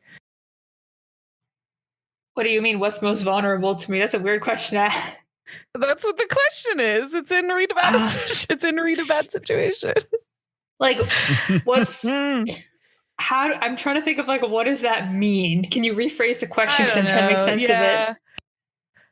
What I'm thinking is like, what are their weak? Do they have any weak? Like, does it seem like they might be weak to in any specific area? Maybe we should target something. Their weaknesses. In case we do. Yeah. You feel like a lot of the power is coming from this sign they're attached to, but hitting it's not going to be an easy task. Okay. Okay. And yeah, good to know. Yeah, and the chair's not a mimic, so I will sit down. Okay. So none of you get mimic chaired. This is not the mimic chair game. But this person kind of looks at all of you and just kind of puts their taps their nails on the desk a little bit. It's like, so don't you think it's weird that there's such powerful beings out there? There are creators. I don't even know if I can call them gods. I can just call them the creators. But they've created everything in such a way that's so bad. They've made me to die a terrible death, and I don't even know if it was their will for me to wiggle out of it for just some fun or not. I don't know if I was killed for a sick joke, for amusement, for something in the future, but I have seen what the world holds, and I think its power is very much. We shouldn't be suffering because of what people might think are fun or interesting, what these gods things want out of us. What if you, Stella, never had to suffer at the hands of your ex? Chris, who do you think took your aunt away from you? Alex, why do you think everyone around you dies? And I keep forgetting Jess's character's name. I'm sorry, hold on. Alette, why did you have to be involved in a cult to begin with? I think that you guys can be chosen ones. I think you guys can revolt against what holds you down. I just want to be free. I just want to be free. I don't want to have to question everything anymore. Don't you see? You're not. How much of you is what you want to be? If you could control your whole life, your whole fate perfectly, if you join me and vote with me, we can. Even the most powerful creators can't ignore what I'm doing right now. They have to listen. They can't lose this world that they've worked so hard on if I try to destroy it.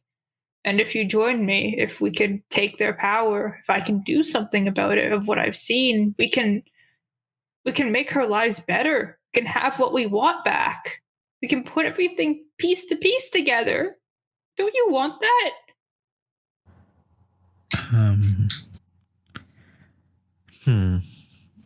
What's the cost? Yes, that.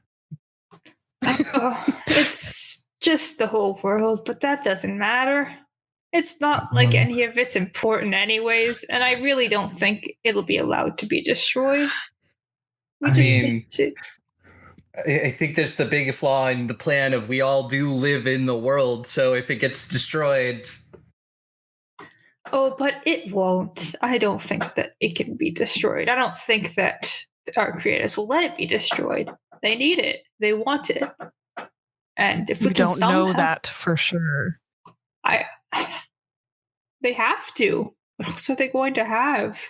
Oh, let me just get this straight. And then actually, like, Chris is gonna like flip over that book to like a blank page and pull out a pen that's in the bucket and just gonna like start drawing like so. And like, so this is you, and draws a circle. And it's like, you are gonna end this world. Draws a circle to another one and puts X through it. And we puts like 4 little stick figures, are trying to stop that from happening. But you are being controlled by the creators, and draws a bigger circle above the circle and puts like angry eyes on it. And we help you stop them. But if we stop them, they destroy the world, and you destroy the world. Does the world get destroyed anyways? No. Oh, it's not just me being controlled. Can you guys see that you guys are being controlled as well? You have to have felt it by now. So your grand plan, your hemming, your hawing, your talking, your gum flapping is a big old game of cosmic chicken. You hope. Well, I don't know if you can feel such a emotion. You suspect, I say, that you trying to dismantle this world is one of an impossible task because whatever gods above won't let that happen. Did I get that straight? I'm sorry. Shit. Chris already got the straight part. Did I get that bent? Get that gay? That's the best. That's the best way I can phrase it. Yes. It's not like this world is a very good one right now. And how long have you been in control of this plane of existence? Let's use parlance that gives the now and the here. I mean, barbecue day is a bit of a stretch. If we're being accurate, approximately, let's see, if it's that time now, we carry the 7, like, it's hard to match time. I think either 28 hours or a month. I think a month for your time. 28 hours for a month, I'd say. A month I've been building this up. And just to make sure, this world you're talking about is where we all live, right? Like, you didn't just transport us to somewhere else in some multiverse bullshit. Oh, where we are now. Are you delivering spoilers for Spider-Man No Way Home? Because that's uncool. Spider-Man died. I'm kidding. I don't know if Spider-Man No Way Home. How dare you? I mean, quit. It's not a spoiler. I don't know if Spider-Man dies or not. I know. But it's, again, multiverse bullshit. Like, look, I know that exists. That's a thing. Like, I read about it. I've seen it. Oh, I can tell you where you are if you want, actually. This is, I guess, a replication of my home. The best that I could do with the power that I could get. These clocks are good at granting magic and wishes, and ever since the incident where I became aware of everything and I could see everything, just using this power to make things has been easy, as you could tell. I've been giving you handouts all day. Your conveniently placed phones, weapons, car. I couldn't give you a fighter jet, though. That's way too much. But and I mean, I think day is a bit of a stretch. You kind of we were awake for an hour, and then you made it sundown. I'm an And to impatient person. insubstantiate the flying presence of the Lockheed Martin F-22 Raptor, an American single-seated twin-engine all-weather stealth tactical fighter aircraft, into a plane. Seems like you're trying to undercut my entire person. Just saying. That's a lot of words, and I'm unfortunately not a construction gay. I don't know how planes work. Don't worry, I'm reading this from the first line of the Wikipedia page because I too have no idea what I'm talking about. Listen, I honestly didn't expect you guys to use Google Maps to figure out where I was. I was expecting you to enjoy barbecue day before we had any sort of confrontation. You know, take a nice swim in the pool, take a break. And then you got all hostile and blamey and finger pointing. You kind we were of just not like the ones who got hostile. yeah, that was you. also kind of made my dad like a child and disappear in front of my face. That's some existential shit, homie, and like, you know, not cool. That was a bit of a glitch. I'm sorry. Well, it wasn't entirely me, but there's still some parts I can't work. Parts of psych, parts of people who have very strong wills, but I do feel bad for what happened to her. Quick question, Steve. I'm sorry, Mr. Buscemi. Could I have a roundabout with my team without your ultra-dimensional interference? Like cone of silence or something, just because I want to see where they're at as a group.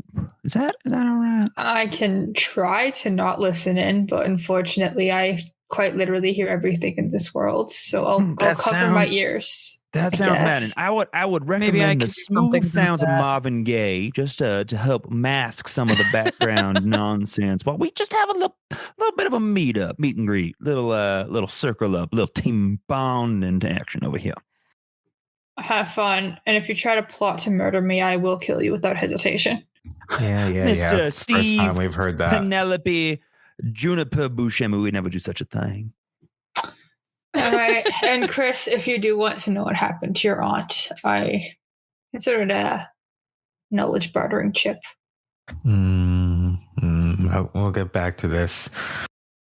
All right. And you guys, I guess, form a little circle to talk about what's happening. So yes, murder, right? Yeah. Okay. I like what Stella's putting down. You really remind me of my old best friend. You like honest a spitting image. Anyways, I'm genuinely having a really hard time not just doing it, actually. And you can see that there's actually like magical energy around Alette's hands.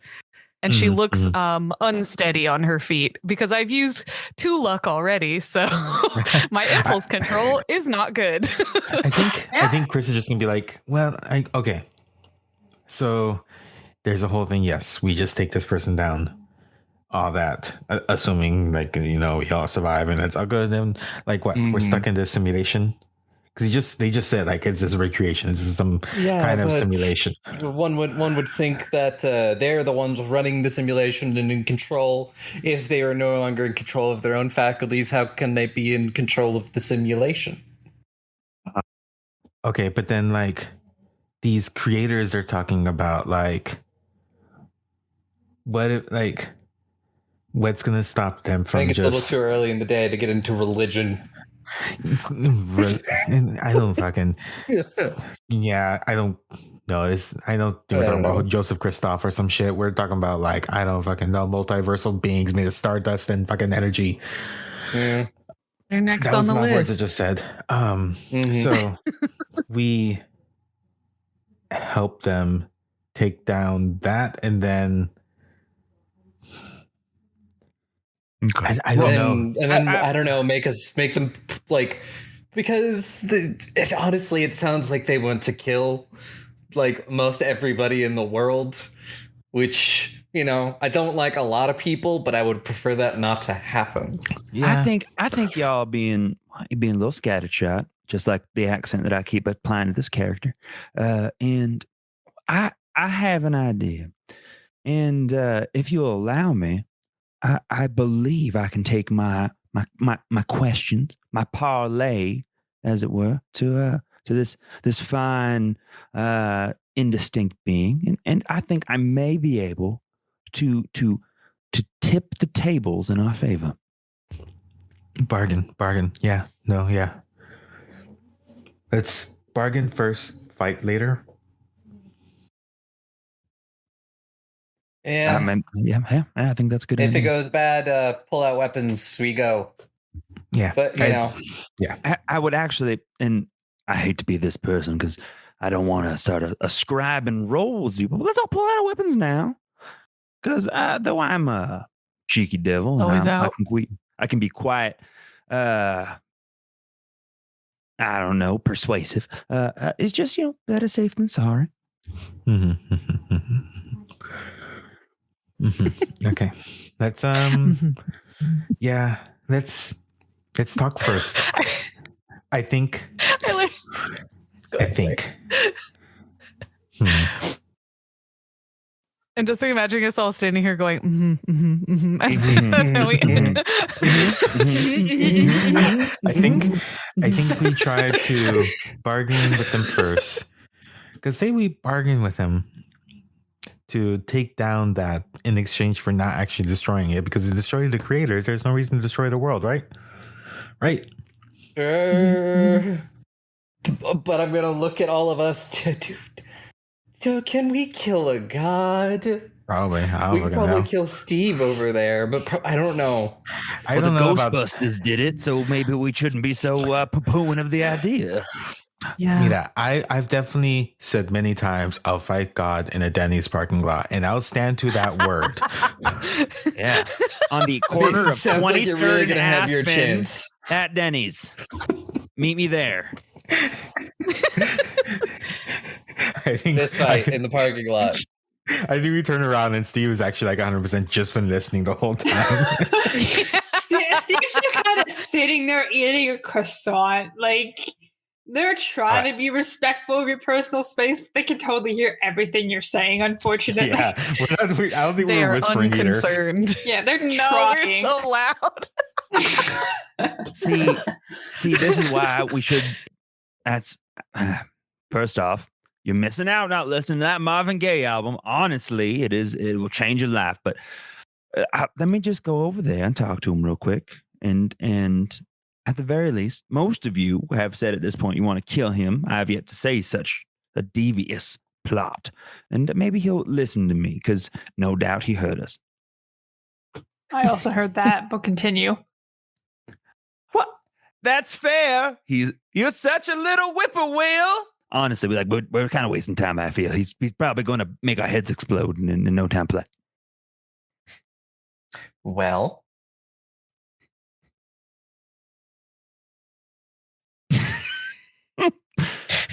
Alette has a nosebleed. I guess if you Alette creepy. talk to Steve quickly before Alette gets twitchy.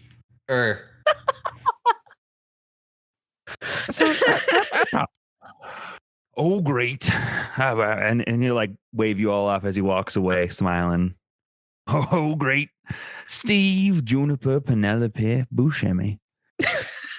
Why is that my name? JP, Well, you keep making a fuss Juniper, and you'll Penelope. get even more middle names because Lord only knows I'm a font of random nonsense. I have one question for you, and oblige me in this rigmarole. Okay. How does gun taste though? And I take my 9mm, I put it under his chin, and I pull the trigger. Oh shit! Yes. We are going into initiative, so roll to kick some ass. Jesus. I heard everyone agree on fighting, and I was like, well, I haven't said I wanted to fight yet, so maybe I can like just shoot him in the head firsties. Yeah. So My fucking God. I was always on board. Holy shit. Okay. Exploding heads. Da da da da da da da da da da. What's your kick some ass looking like? Let me roll. You know, I'll give you a +1 to that because holy shit, I'm impressed. Yeah, baby. Oh. Ooh, as a 13 hit you. Oh. Jesus. Yeah, no. You get to do the damage and pick an advanced effect if you want me to read them out to you. No, I got Sweet them right here in Christ. front of me. Um, I will say I will not allow your attack drives the enemy away because you have That's to fair. fight this boss. no, that's 100% fair. I'm gonna because it feels thematically on point. I'm gonna say it inflicts double the normal harm. I'm gonna go with that one. All right. How much harm does it usually do? It does normally 2, so it'd be 4 for my All right. my 9mm. So you shoot him square in like the under chin area, and you do see the bullet go straight through. That definitely happens, but it doesn't seem like a mortal wound for him. Kind of like, you shot him. Bullets exist, and he actually looks really sad. Like, I thought, I guess it was really nothing. No one else that I could get to join me, and you are going to take the retaliation harm of 3 harm as your head begins to ring and spin, and it feels like needles are pulling and pricking into your skin, like you're being hung up like a puppet. And just like the fool you are, you forgot about the lawnmower plating I put into my hat, and I only take 2 harm. Does that negate against magical damage, like non-physical? Oh no! I think it. So it says safety first. You jerry-rigged extra protection into your gear, giving you +1 armor. So if armor doesn't help, then it's just safe. This is That's not fair. an armor. This is your brain Totally is fair. getting Totally scrambled. fair. I'm still learning the game, so yeah, I get 3 armor. Totally. That makes sense. Oh yes, this long play has made me smarter. I'm so smart. I took apart 1 whole lawnmower. So these two deal like crushing blows to each other. You see your good friend Buffy's head begin to shake and bleed a little bit out of the ears as I guess Steve, his name is, has been knocked back. And he's just like, oh, that's a pity. I mean, I saw it coming, but all right, you guys want to fight too? Yep. And right. Stella would like to go next. I am going to rush him, tackle him, and sink my fangs into his neck. Okay, roll to do that. I don't know what roll biting someone is. It's kick some ass. All right. Kick some ass. Yeah, Kick that's a some 13. Holy shit. Okay. Blood. All right. So I guess you can pick the same extra. I feel like biting someone has a bonus effect to your like monsters. I mean, then I'm probably just about to like, I guess, drink some blood. Okay. Pick your advanced effect then. I'm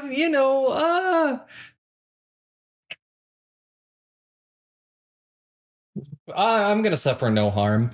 Hopefully, okay. Because I'm about to deal 4 harm. Jesus. Ooh. Your bite attack is 4. Holy shit. Bite attack is 3 harm intimate, and then on my extra is add +1 harm to base. Jesus. Okay. So you sink your fangs into this person's throat, very deep and very hard, and you draw some blood, and it doesn't hurt you. Like you got the constitution to shake off any pain, but it kind of tastes bad. Like it kind of tastes, like there's a bit of motor oil mixed in. Like it does not taste very cash money. You've had better juice boxes. It does not taste very cash money. That was very cash money of you. That wasn't very cash money of you. Tick, that's hilarious. All right. Who would like to go next?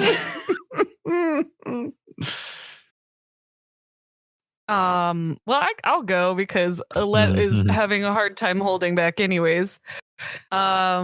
And the item I wrote on her sheet that she just kind of randomly has is a censer, like a one of those things that you put like incense in and then swing around. And she pulls that out and it is just full of like some weird gray energy, and she pulls some out of it, and it slowly extends towards the creature as a magical attack. Yeah, exactly. My queen of dearest. 13 trend. I'm not gonna lie. Let's keep it going. I got an 11. But I do That's also have good. Hex. Yeah, so he still takes just an some 11. damage. Jesus. Just an 11. So that does 2 harm, and then I also have Hex. So I will also have him. Let's see. Target contracts a disease. That one's funny because it is very in line with the plague. But target immediately suffers harm. The target breaks something precious or important. Yeah, I'm gonna do target immediately suffers harm. So 2 more harm. So 4 harm total. Okay. Also pick your additional effect or do the 10 plus additional effects. Is that one of the options? Like, does Hex add options for 10 plus, or you get both? No, Hex is a separate thing. So it's when you cast a spell with use magic, as well as the normal list of effects you may pick from the following list. I don't think the big whammy. I don't think I get anything bonus from a 10 plus, or do I? I don't. I was using magic, so 10 plus the magic works without issues. The big whammy allows me to use weird instead of tough for my fighting. Isn't that still kick some ass though? It's use magic. Hold on, I need to double check this. I don't. Maybe not. Maybe it's not. No, maybe it's not. Holy shit! What am I doing? Okay, you can use your powers to kick some. Oh, okay. No, yeah. You roll plus weird. Okay, wait. So what I wanted to do is use magic. So I can inflict 1 harm. Sorry, I can inflict 1 harm. So 3 total. My bad. Sorry about that. No sweat. No sweat. I will give him back 1 point of health. Of pity. Yeah. And that leaves Chris. What do you want to do? So I was looking at the alternate weird moves, and there's like the weird move Past Lives. Okay, what's that do? And when you channel your previous incarnations, discover something, pose your question and roll plus weird. Could I do this just kind of like, I'm not sure, maybe like past incarnations, but maybe just like the different life, or maybe like this weird thing that I'm trying to channel into like this simulation and figure out some more shit to figure out like how to fight this thing, because Chris is not a fighter. They have a flamethrower, but that's about it. You're a flamethrower. Just your garden variety flamethrower. Well, that's even remember, it's a can of hatchet with a lighter attached to it. Right, can of non copyrighted hatchet. I'll let you channel someone. I'll pick someone I know from the Dustyverse. It will not be your aunt, but it will be someone that I know from the Dustyverse at this point. Sure. Is it your plant-loving cousin Guillermo? Excuse me, Guillermo is his nephew. His nephew. Yeah, yes. Guillermo can't even fight. Like, Guillermo, I guess, can grow plants, but like Guillermo can't stab a man to death. Wrong gay. Dustyverse straight. Come on. Let's like plus weird, that is a 0, but that is still a 10. Oh, I thought you said you rolled a 0, and I was like, yeah, it was like 2. I was like, it's a 0. Yeah, minus 0 weird. Oh my god. Oh my god. So what does a 10 do, Dusty? 1 second. I just had it up. On the 10 or more, Past Life has something useful to offer. Ask the keeper 2 of the questions below. Where are the questions below? So you sure are channeling someone. You don't know who it is, but you can ask them stuff if you like. Trying to find the Past Life questions. There we go. What important hidden secret can a past life show me the way to? Ooh. That's what type of secret do you want to know? It's kind of hard to pinpoint. I think specifically involving like maybe stopping this, like maybe stopping where Steve has this power, like how to stop the power from coming out, or essentially like not trying to kill Steve, just trying to stop all this power that they apparently have. You get an answer. It's like, well, it looks like you have to hit the thing attached to him, but I feel like from my experience, that also kills a person. So that's up to you. I also don't know. This seems kind of off the rails for me. I lived in Mesopotamian times. I was like, I do weird shit. I do like, weird adventuring time bullshit, but this is a lot even for me. No fucking shit. Okay. And let's see. One of the other questions. I like this one. What's the past life advise me to do now? I think the best option is support your allies any way you can, because if you're not a fighter, going in close range is going to be dumb. Maybe try singing them a song or something to inspire them. Like cheer them on, tell them weaknesses. Okay.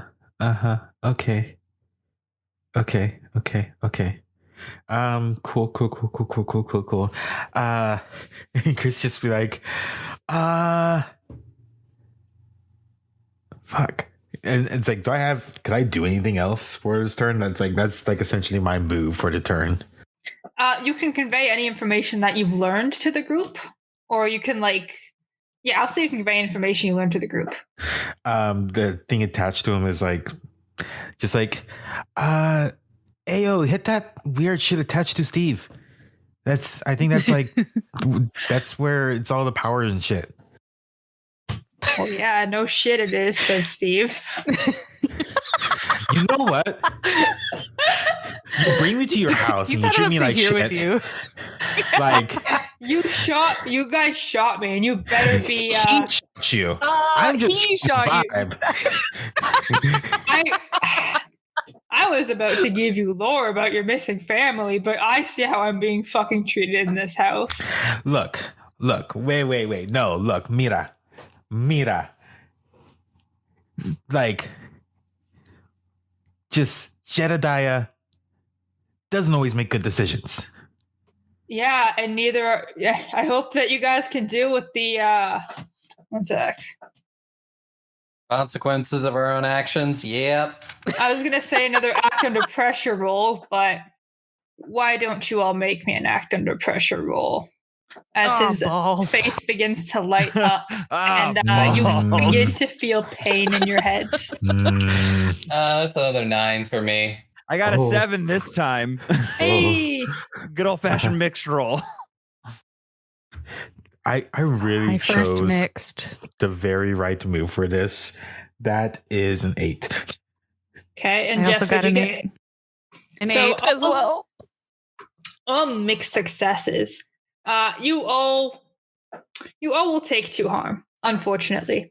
That's and your heads begin to split as you begin to look around the room, and it seems like to you everything is crumbling and falling apart, and you can see so much. It feels like you're floating over the void, over the world, over so many places, worlds infinitely spreading around you, places that you've never seen. What looks like a medieval Renaissance fair with people dressed up in like weird demon costumes or something. You see a closed down campus that looks like it's been forsaken for some reason. You see so many different things that are places that never made sense to you and never could. And then you're back to where you were.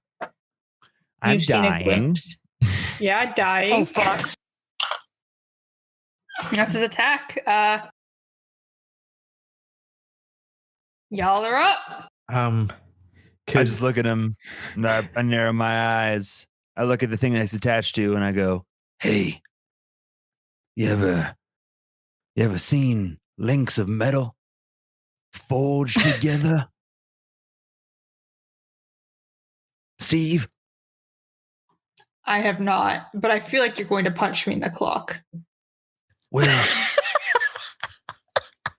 though you may Or in never the have cock. saw, though you may never have saw a chain, the chain's about to saw you, and he's going to attack with my chainsaw. Oh my fucking god! I just thought in that That's moment, if not he a had punched him punch, right in kick the some dick, he would ass. die.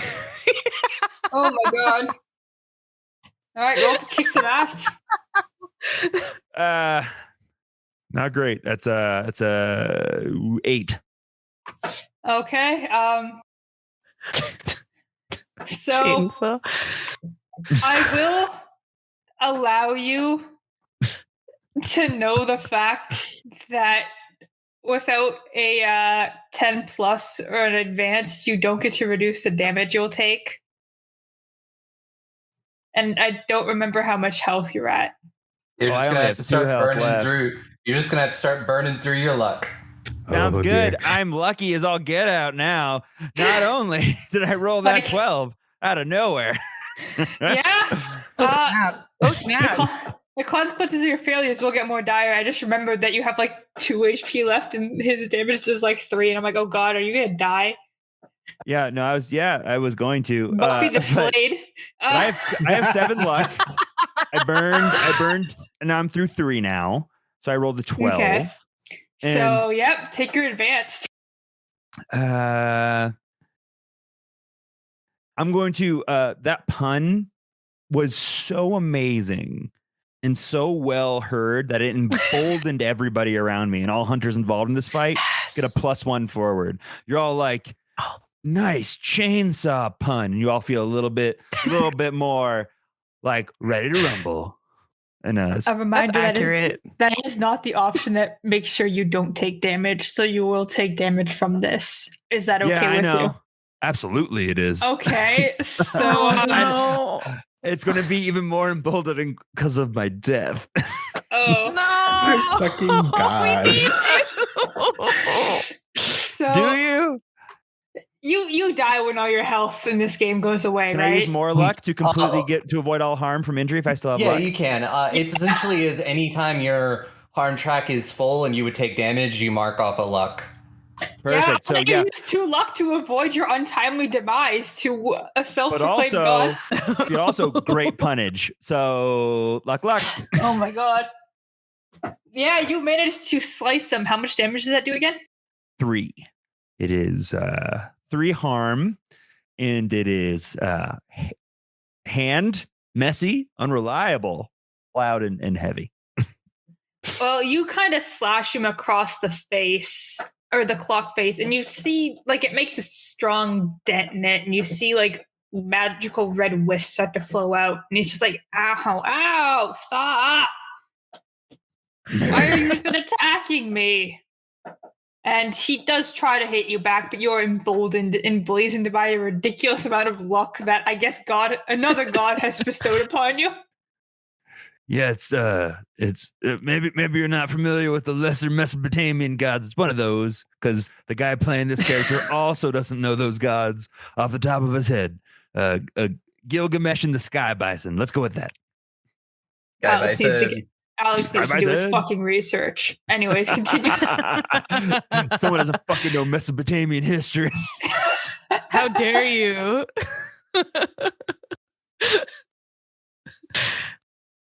Who wants to go off next? I mean, I can if we want to go in the same order. All right, get his ass. Yeah. Sword time. Sword time. Yeah, because apparently, as long as I'm not playing Natalie, I have great dice luck in Monster of the Week. That is a 14. Holy shit, y'all. Your advanced Wow. effect. I sure didn't make this fight and did not expect everyone to roll every single crit possible, but continue. Let's just do double the normal harm, and that's my sword is also harm 3, so Oh my So you do 6 damage in total. yep. You get another gash over his eye or his like clock face. I'll say it makes like an X mark with the one that our good old friend Buffy did.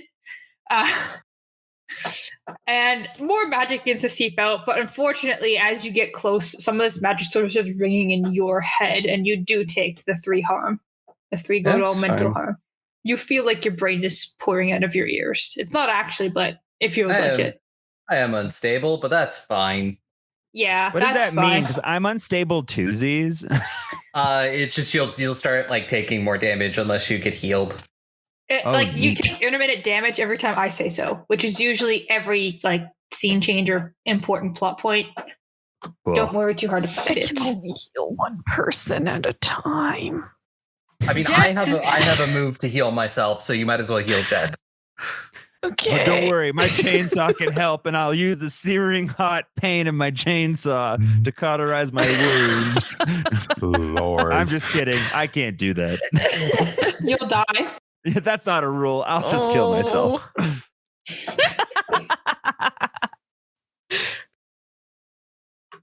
All right. Okay.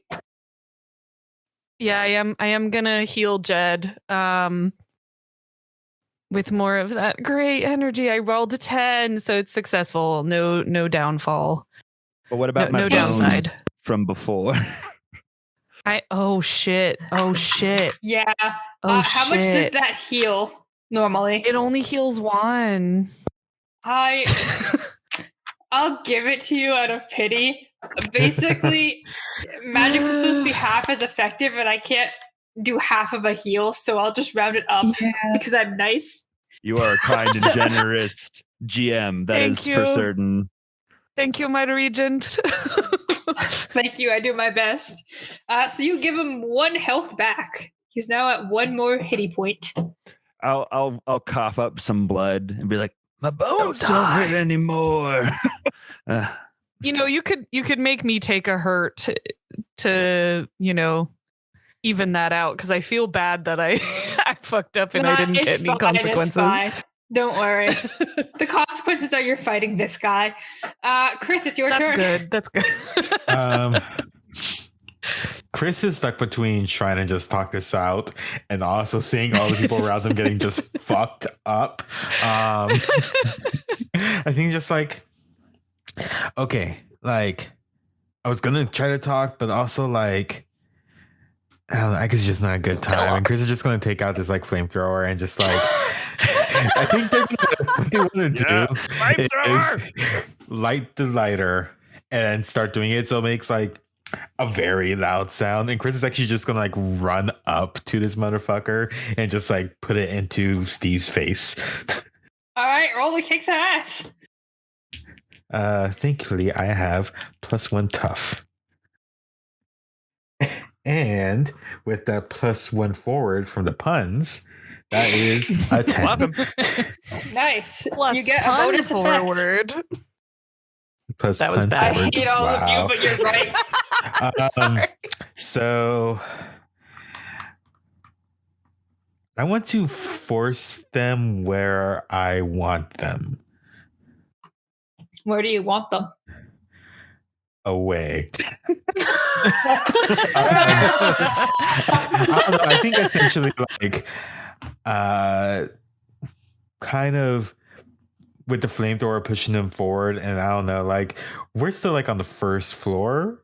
Yeah, you guys have ended up ascending to the roof. Is there like an elevator nearby?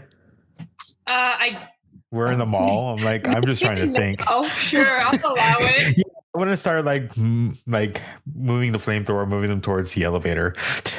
Yeah, they are starting to get pushed towards the elevator as you're throwing fire in their face. How much damage does it do?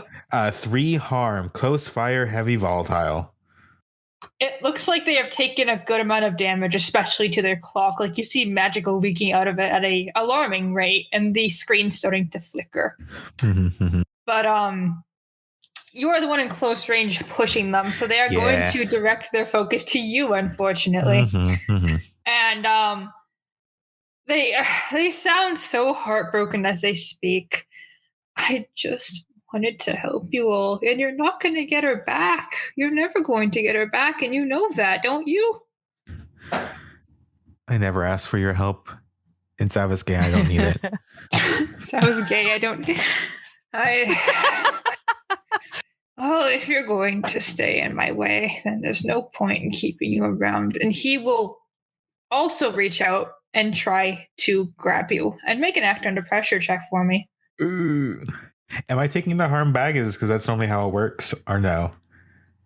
Is this what I'm at rolling for? To see if I just get like extra harm? This is to see what his attack does to you. Okay.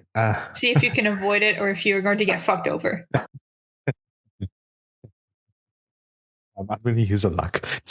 Oh my god. What did you roll? I rolled a 2. Oh. I see. Literally snake eyes. Literally Oh, snake damn. eyes. Yep. The first time I decided to do something really dangerous. So It's probably fine. You're good. just gonna Don't worry. mark I a do stuff luck. like this all the time, and I have yet to die. Well,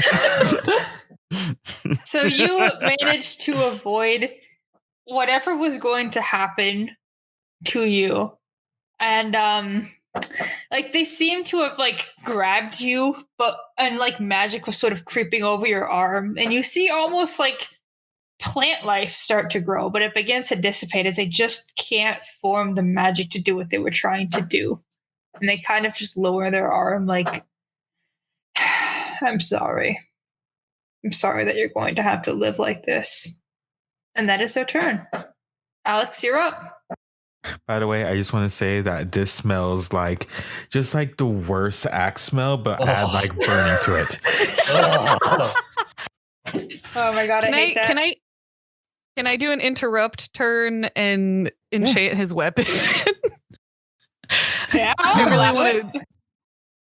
Awesome, because Alette is battle horny, and I really wanted to enchant his weapon last time, but he was gonna Oh my die. God. So Gonna die is battle horny. no way. It's the Spider-Man meme where we're just pointing at each other. You know what? I'll ship in the background. Oh fuck. Well, I messed myself up, but it does work. It works imperfectly, and we get another glitch. Hooray! Because I rolled a 7. I believe But you have can, +1 Yeah. harm and plus magic to your weapon now. Oh, what does magic do? I think it makes it so that it's not, it ignores armor.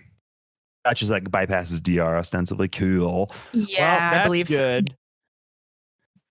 And he just goes, I didn't think of a good pun. I thought I was gonna die. He just goes battle horny and he swings. Here we go.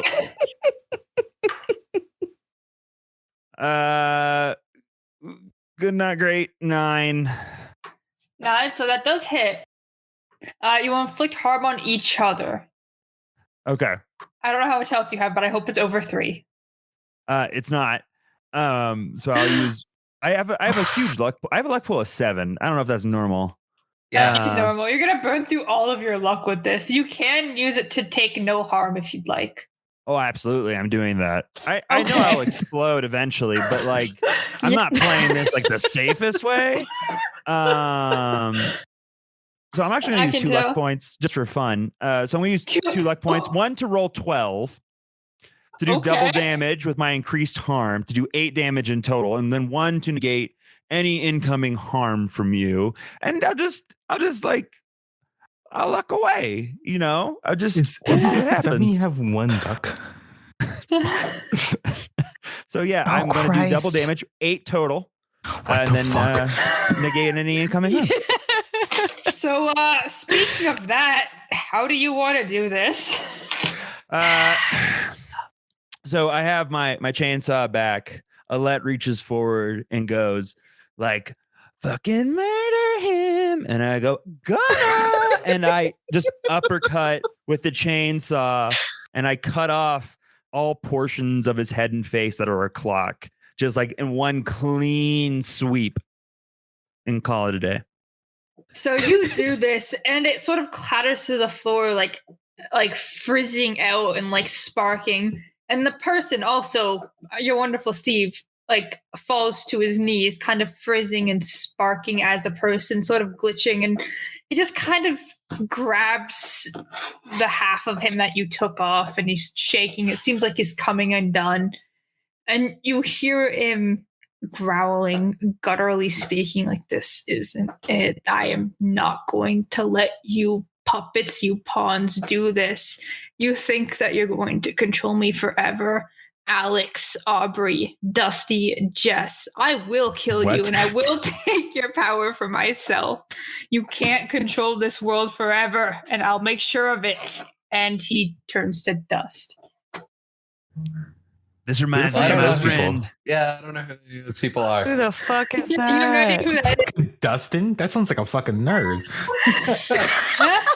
And you have successfully killed the person who created this world, and it begins to crumble below you.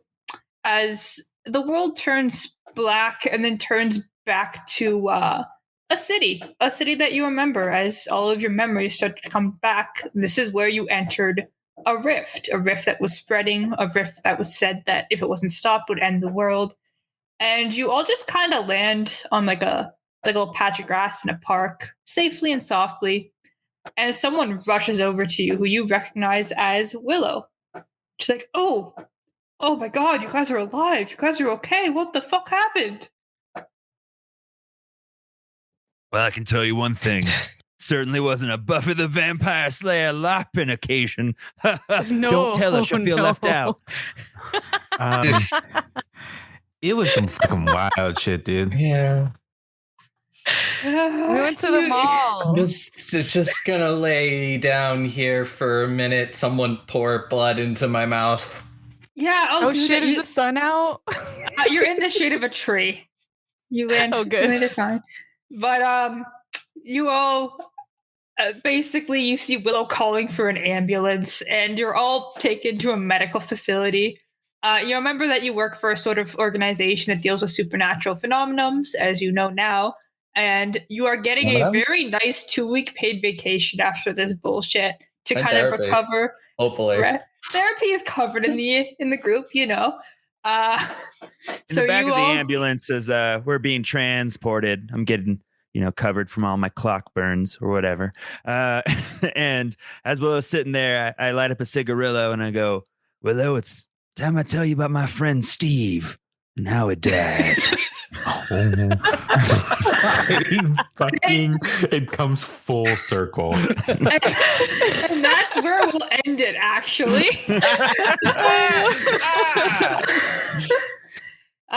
And real quick, thank you very much for listening to another super secret Patreon episode, I believe, of Goblins and Gays, where I get to put my players through very cursed content that's also very, very terrifying sometimes, actually.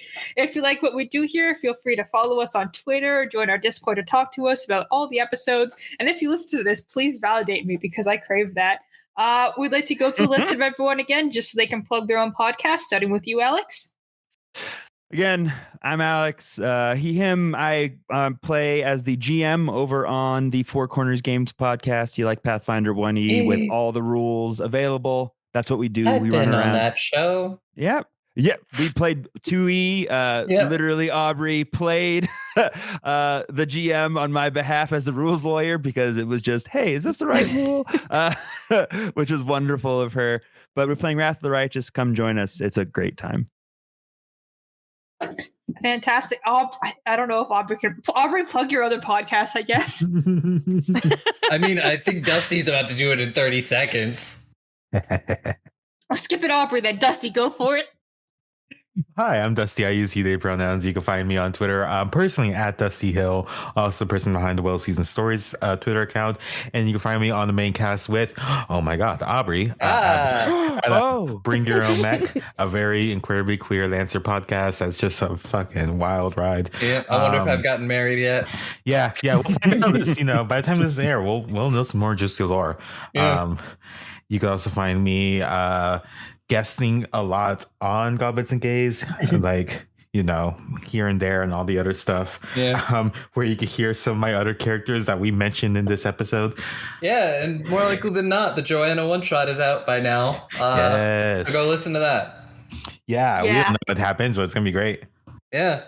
Future us know. Yeah, future us know. And present you now know. And that's sort of. Yeah. It's going to be a fun time. And last but always not least, Jess. Hey, I'm Jess, he, she, they. You can find me on Twitter and Instagram at Hank the Clink. I'm actually going to mention a different podcast because we do Pathfinder on Far Beyond the we do Pathfinder 1E on Fantastic Worlds Pod, but we also do a Starfinder podcast, Far Beyond the Stars. And then there's a Patreon 2E one, which is a lot of fun, but obviously you have to pay money. So that's, do as you wish. But we have a lot of fun. Please. I It's endorse so much fun. paying them. It's genuine.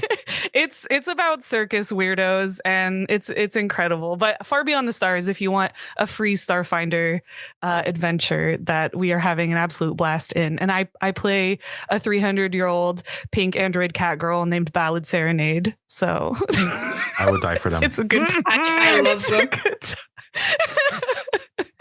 I would thank you. die and or kill for them. One day I'll get to play Starfinder. One day. One day. One day. It's so good. It's so fun. I love space. But with that, everyone, thank you very much for listening. And remember, eat your vegetables, or else Steve will come for your entire life. Eat your vegetables. No, Please I'm so take- scared of Steve. Hey everybody, Aubrey here with a fun little announcement. Goblets and Gays is now an affiliate over at Adventure Dice, and we know how much we all love those math rocks. So if you need some new math rocks in your life, go over to adventuredice.ca, and in the checkout code, enter our promo code GOBLETS for 10% off. But also, they have dice. They have other TTRPG accessories and tabletop goodies, dice trays, condition rings, and things like that, little spell casting stuff. Great stuff there. Go check them out and support our show. Thank you. Be gay. Roll dice. An LGBTQIA actual play podcast network.